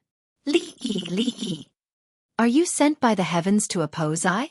This hatred, I and you are absolutely irreconcilable. Several people were standing guard outside the door. When they heard the sounds of dishes shattering and the man's roar coming from inside the house, they all lowered their heads, not daring to speak. Inside the room, the king of Shu's eyes were bloodshot. He smashed all the bowls and plates on the table into smithereens. In the end, he even overturned the table and chairs, waving his fists and legs at the air as if he had gone mad. The throne that was in his hands had flown away. His fief was gone, and now even his manor had been stolen by him. Just what kind of enmity did he have with that Li Yi for him to treat him like this? When he had just arrived in the capital, he had even treated him to a meal. When Feng Yu stepped into the room, the first thing he smelled was the pungent smell of alcohol. He frowned slightly and waved his sleeves. Only then did he feel that the smell had dissipated quite a bit. The king of Shu walked over quickly and said, "Ambassador Feng, you're here. Drink with I." Feng Yu looked at him and said indifferently, "That Li Yi took over Shu Prefecture and your Wang Mansion. Don't you want revenge?" Puffed. The king of Shu spat out all the alcohol in his mouth and said with red eyes, "Why not? I think about it day and night, even in my dreams. If I don't take revenge, I'm not a man." Feng Yu looked at him and said slowly, "That's why I'm here." "You have a way to get rid of him?" When the king of Shu heard this, he immediately sobered up. He looked at him and asked with burning eyes. Feng Yu looked at him and said, "Shu Prefecture used to be your territory. You've stayed in Yong County for so long. You should know how strong the defense of Yong County is. With the protection of the Jiang of Silla and Li Yi, it's not enough to stop us." The king of Shu was shocked. "You want to attack Shu Prefecture by force?" Feng Yu shook his head and said, "It's just Yong County." The king of Shu frowned and said, "Although we can indeed shake Yong County if we work together, do you know how many people we'll lose?" Feng Yu nodded and said, "That's why we can't just rely on us." The king of Shu thought for a moment and asked tentatively, "You mean those people, those baldies?" The baldies he mentioned were the rising stars of the fringe. Of course, although he had been in the fringe for a shorter period of time than them, the Holy Church had been rooted in the fringe for more than a decade. In just 2 years, those people had swept away all the bandits in a radius of dozens of miles. Now, even the forces of the holy religion in the fringe were no match for them. Of course, it wasn't that their strength was completely useless to them. At least, due to their influence, many small groups of bandits had joined them in the past 2 years. This had indirectly strengthened the fringe's strength. In the fringe, it was normal for there to be friction between the major forces. After several confrontations, they had won some and lost some, so they had formed quite a grudge with each other. Feng Yu nodded and said, "They have developed rapidly in the past 2 years. Now, their strength is even greater than ours. If they are willing to help us, it won't take much effort to take down a mere Yong County." "But why do they want to help us?" "That depends on what they want. Silver or men. We'll give them whatever they want." The king of Shu pondered for a moment and his eyes began to shine brighter and brighter. Although those baldies were detestable, they couldn't be compared to Li Yi. As long as they were willing to cooperate with him, he didn't mind giving them some silver and men. Moreover, the holy religion still had many believers in Shu Prefecture. When the time came, wouldn't that Li Yi fall into his hands? At that time, he would definitely make him beg for death but be unable to do so. Feng Yu's eyes flickered and he said slowly, "This matter can't be rushed."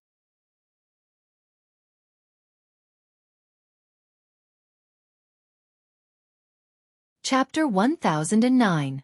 Outside the room, 2 men stood with their hands by their sides.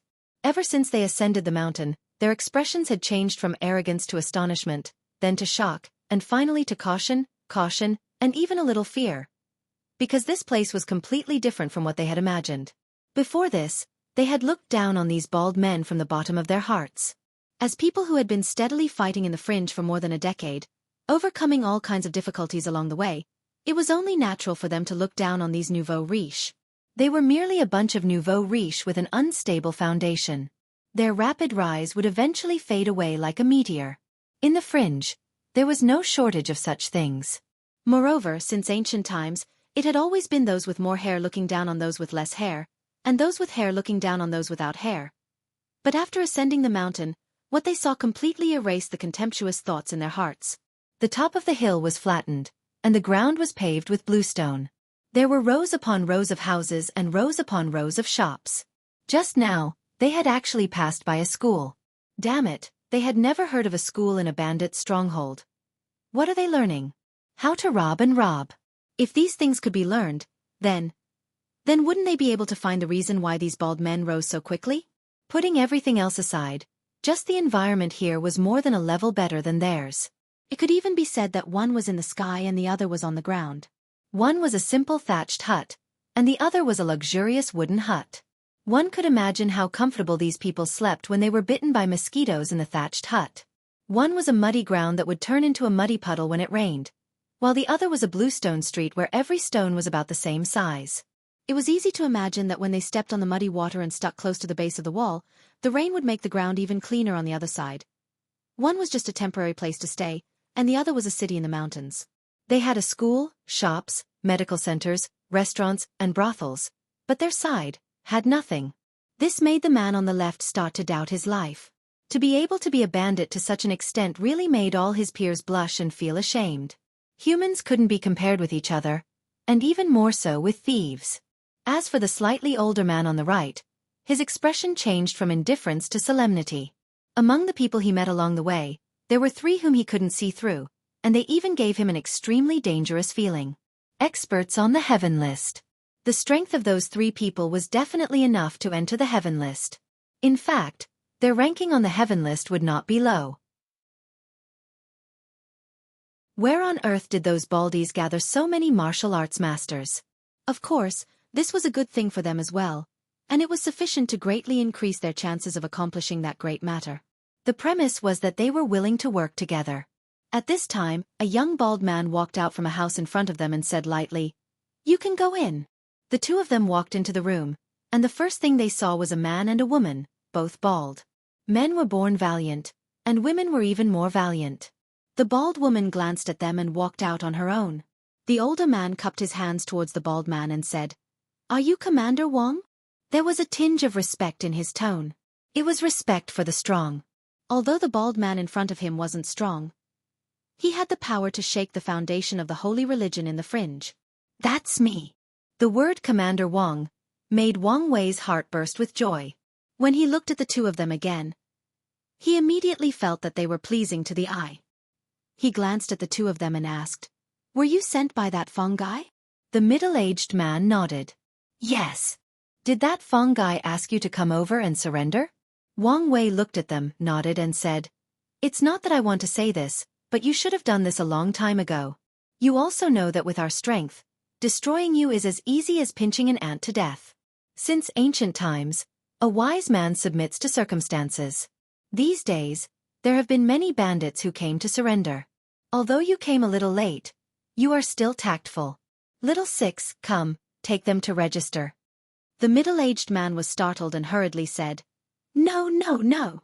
Commander Wang, you misunderstand. We are not here to surrender." "Not here to surrender?" Wang Wei's face hardened and he said angrily, "If you are not here to surrender, then why are you looking for me? Do you know that this commander is very busy and has many things to deal with every day? I don't have the time to talk nonsense with you. Next." The middle-aged man immediately stepped forward and said, "We are here to do a big business with Commander Wang." Wang Wei shook his head and said, "If you want to do business, go find those merchants. We don't do business. We only steal business." The middle-aged man continued, "If this business is done, Commander Wang can have as much silver as you want and as many people as you want." Wang Wei stood up and said loudly, "Little 6, what are you waiting for? Hurry up and serve them tea."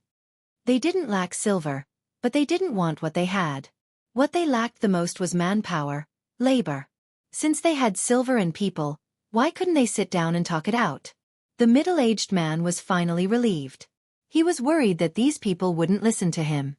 As long as they wanted something, he was confident that he could complete the task given to him by the protector. Wang Wei looked at them and smiled. He said, "Tell me, what kind of big business is it?" "We will join forces to attack Yong County and capture Jiang of Silla." The middle-aged man looked at him and said in a deep voice, "After attacking Yong County, you can rob as many people and as much silver as you want. We only want Jiang of Silla." "Attack Yong County and capture Jiang of Silla?" Wang Wei gave a look to the young bald man behind the 2 men. The bald man immediately retreated and closed the door. Wang Wei looked at them and asked, "You want to rebel?" The middle-aged man looked at him and asked, "What Commander Wang is doing now, isn't it also a rebellion?" Wang Wei shook his head and said, "With just the few of us, we are still far from rebelling." The middle-aged man said, "We only plan to attack Yong County, not all the way to the capital. After we are done, we will immediately return here." As long as we enter the land of chaos, we will be invincible. What is there for Commander Wang to worry about? Wang Wei glanced at him and said, in that case, why do we need to cooperate with you? It is just Yong County, we can attack it ourselves. The middle-aged man smiled and said, we have spies in Yong County. When the time comes, we can work together. If it is just you, although you can do it, I think Commander Wang won't be willing to bear the loss, right? So there are spies. Wang Wei thought for a moment and said, let me think about this. The middle-aged man nodded and said, this is a serious matter. It should be so. However, how long does Commander Wang need to think about it? About an hour. Wang Wei stood up and sent the two out. He said to the young bald-headed man waiting outside the door, Little Six, show these two guests around first. Also, call the other leaders over. The young bald man nodded and extended his hand to the two men. Two guests, this way please.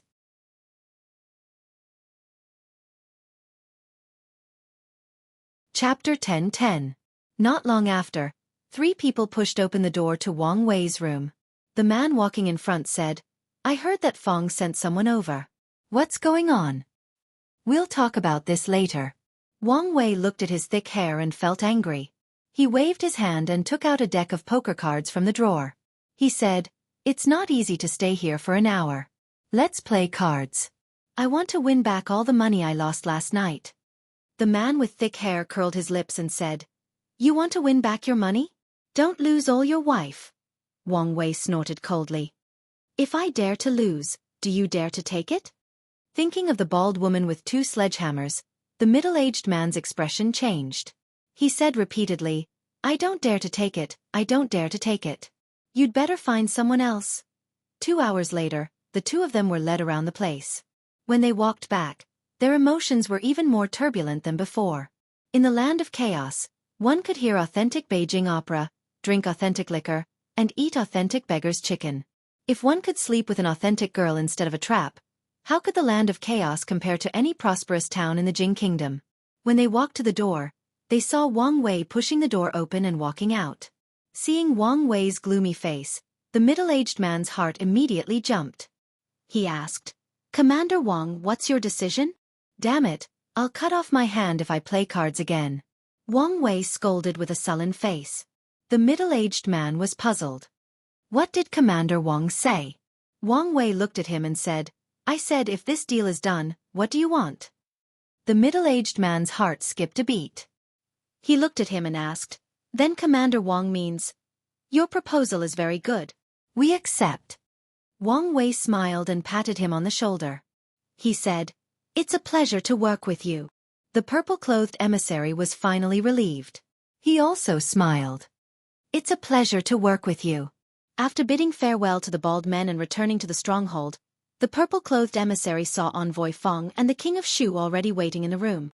How did it go? The King of Shu asked. His expression was calm, but the anxiety and expectation in the depths of his eyes could not be concealed. Fortunately, I didn't fail you.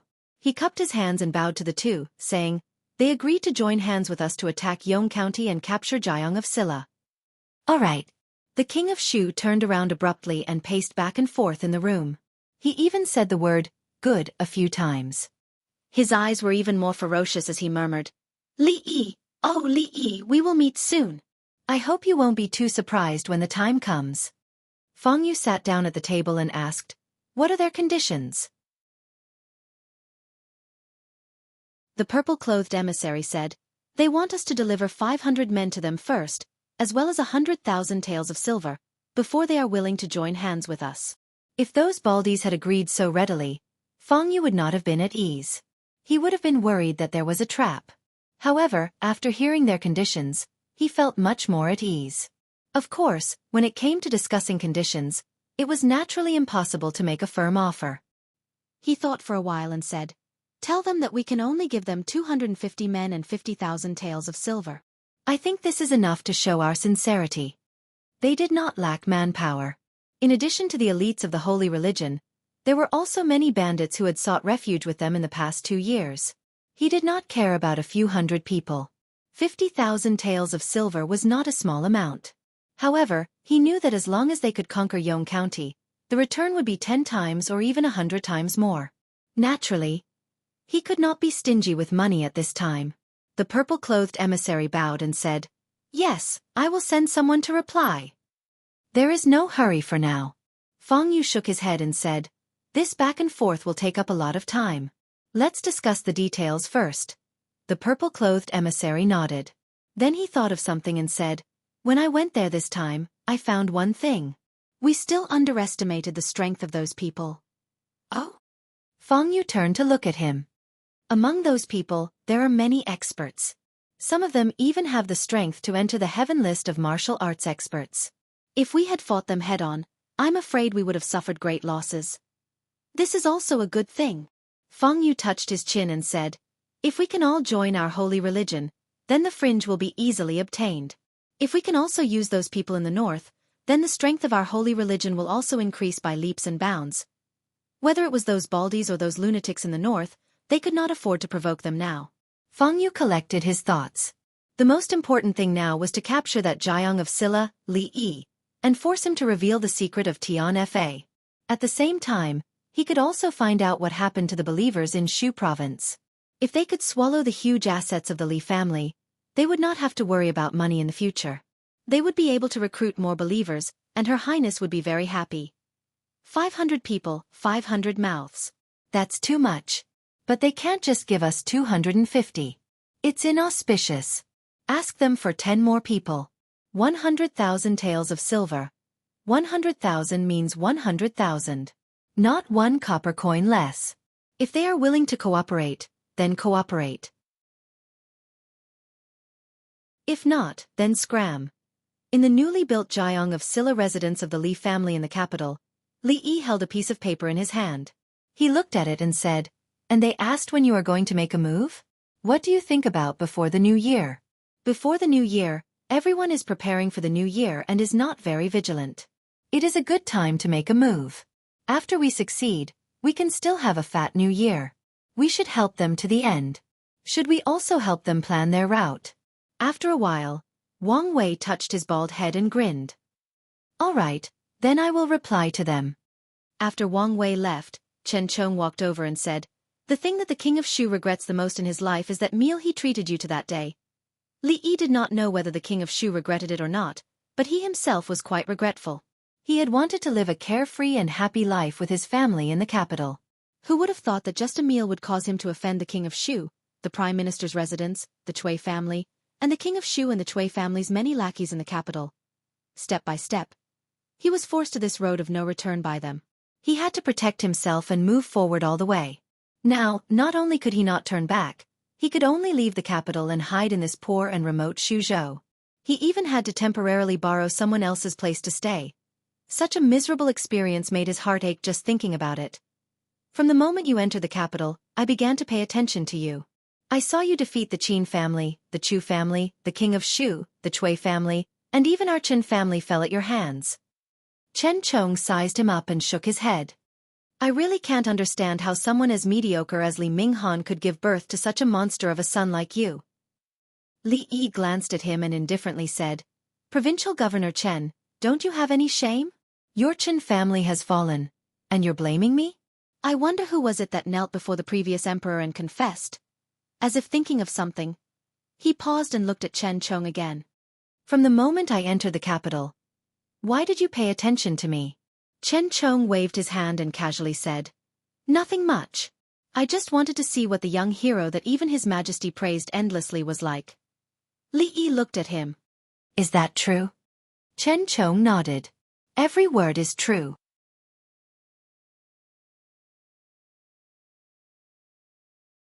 Chapter 10-11. Paying attention to the young heroes was a lie. What he was really thinking about was how to kill Wang Chong. With a straight face, he said things that went against his conscience. As he rose in rank, his skin became thicker and thicker. It had been so difficult for the Li family and the Chen family to get to this point. There were some lies that should not be exposed. Seeing that he was willing to share his burden as the provincial governor, Li Yi decided to leave him some face. Chen Chong did not continue this topic. He sat down opposite Wang Chong and asked, "Your goal this time is the king of Shu?" Li Yi shook his head and said, That's the opposite of what you said. The king of Shu's goal should be me. The result is the same. Chen Chong looked at him and said, they want to attack Yong County. Their goal is you, and your goal is also them, as well as the spies they planted in Shu province. They are no match for you, but if the two sides start fighting, the first to suffer will be the people of Yong County. You also chose to attack at the end of the year. If you can't control it, something big will happen. Catch a turtle in a jar and beat the dog behind closed doors. What big thing can happen? Catch a turtle in a jar and beat the dog behind closed doors. Chen Chong looked at him and shook his head. Since you already have plans, I won't say more. He changed the topic and said, about the lifting of the curfew, opening of commerce, attracting merchants from the two countries, lowering of tariffs, and reducing part of the agricultural taxes, there are still some details that need to be discussed before it is officially implemented. 100,000 taels. Feng Yu looked at the purple-clothed man and asked with a frown, did they really say that? They could fork out 100,000 taels of silver, but it was not a small sum to them. The Saint Church needed money to expand their believers and plan their operations. Although they could earn back the capital with interest if the operation was successful, he still needed to think about it carefully if he had to fork out 100,000 taels of silver. The purple-clothed man nodded and said, yes, they said 100,000 taels of silver, not a single copper coin less. Otherwise, it would mean that we are not sincere enough and there is no need to talk about cooperation. Just as Feng Yu was hesitating, a voice came from the side. The king of Shu walked over and said disapprovingly, isn't it just 100,000 taels of silver? If they want it, just give it to them. That Li Yi is rich. After the matter is settled, he will be rewarded 10 times or even 100 times more. What are you worried about? Feng Yu pondered for a moment, then gritted his teeth and said, then give them 100,000 taels. He lowered his head and looked at it again. A trace of doubt appeared on his face as he muttered, why can't 250 people work? 260 people will do. It's just 10 more people. Is there a difference? It's just 10 people. It doesn't matter if there are more or less. Don't care about these details. The king of Shu shook his head and asked, what else did they say? Feng Yu continued reading and said, they said that they would choose to make their move during the new year. At that time, the other party would not be on high alert, so it would be the easiest to succeed. They even found the most concealed and safest route. That's a good idea. The king of Shu nodded and said, those baldies are not stupid. We should take advantage of this time to prepare. Show me the route. Feng Yu handed him a marked map. The king of Shu looked at it and nodded, saying, not bad. This route is mostly in the mountains and there are no villages. Although it's a little difficult to travel, it's hidden enough. After we leave the mountains, we will face the west gate. The west gate is the most dilapidated and the guards are the weakest. If someone cooperates with us and opens the gate in advance, we can go straight in. Seeing this, the king of Shu suddenly slapped the table and said with a smile, these baldies are quite familiar with the defense of Yong County. It seems that we have found the right people. Behind him, a man nodded in agreement. In the 2 days before the new year, everyone was preparing for the new year. Even the guards guarding the city were not paying attention. It was the time when their vigilance was at its lowest. Even the king of Shu had praised the route they had chosen, so it could not be wrong. Those baldies were indeed well-educated bandits. They had ideas, insights, and were very considerate and thoughtful. Shu Prefecture was the last inhabited place in the west of the Jing Kingdom. In the hearts of the people of the Jing Kingdom, Shu Prefecture represented remoteness and poverty. Because it was located at the border between the Jing Kingdom and the Qi Kingdom, those who did not know much about Shu Prefecture would always feel uneasy living there, as if the Qi Kingdom could attack them at any time. In fact, this was completely groundless fear. Shu Prefecture was adjacent to the chaotic land and had endless mountains. Even though it was adjacent to the Qi Kingdom, if the Qi Kingdom wanted to use Shu Prefecture as a breakthrough point to attack the Jing Kingdom, the inconvenient transportation would cause the entire army to collapse. This was also the reason why Shu Prefecture had only been plagued by bandits in the past few decades, even though it was adjacent to the Qi Kingdom. Precisely because of this, the city walls of Shu Prefecture did not need to be too high or thick. 20 feet was enough. The government also did not spend extra money to repair the city walls, because it was completely unnecessary. Yong County, West City Wall. The western city wall of Yong County was already very dilapidated. Of course, this was only what it looked like from the outside. The walls were made of layers of black soil or loess, and were still very sturdy and durable. Fong did not understand why the son-in-law had come here with him today. This place was dilapidated. Other than the mottled city walls, there were only low-rise houses. There was nothing to see, and there was nothing fun to do. Li Yi picked up a branch and casually drew on the ground. Fong looked at it for a while, and finally could not help but ask, "Son-in-law, what are you drawing?"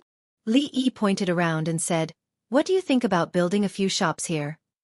Fong looked around and finally understood what Li Yi was drawing. He carefully squatted down and looked at it again. He shook his head and said, "Even if we want to open shops and build workshops, there is no need to build the houses as high as the city walls. Moreover, these shops in a circle will look like an urn. It doesn't look good." Li Yi threw away the branch and said, "You don't understand. This is called a business district. A business district. A business district. It has to be in a circle." The son-in-law was rich, so he could do whatever he wanted. He did not care and casually asked, "When do you want to build it?" "I will arrange for people. Start now. It must be completed within 3 months. The shops will open on New Year's Day." Fong was surprised and said, "So urgent. Is it difficult?" "It's not that difficult." Fong shook his head and said, "Just find more people and spend more money. I will arrange it. I guarantee that the task will be completed within 2 months." Li Yi nodded and said, "It's okay to spend more money. It's fine as long as it can be completed earlier. As long as you are happy." Fong shook his head. He did not know what a business district was, but he was sure that the son-in-law only knew some miscellaneous military tactics. He did not know what a barbican was. A barbican, as the name suggested, was a city that looked like an urn. Only important cities would build a small city in a circle around the city gates and build it as high as the city walls. This was so that when a strong enemy invaded, as long as the 2 city gates were closed, the enemy could be trapped. It would be like catching a turtle in a jar. When the time came, the choice of ambushing soldiers in the city or letting the archers shoot arrows, splash boiling oil, or throw stones on the city walls depended entirely on the mood. Shu Province was not a strategic location. Why would the son-in-law spend so much effort to build a barbican? Was he worried that the Qi Kingdom's army would cross the mountains and attack from here? There was a urn, but there was no turtle. You're tuning in to the Xiaofan's Wuxia Tales YouTube channel. Don't forget to subscribe and join us on this journey to catch the most captivating stories.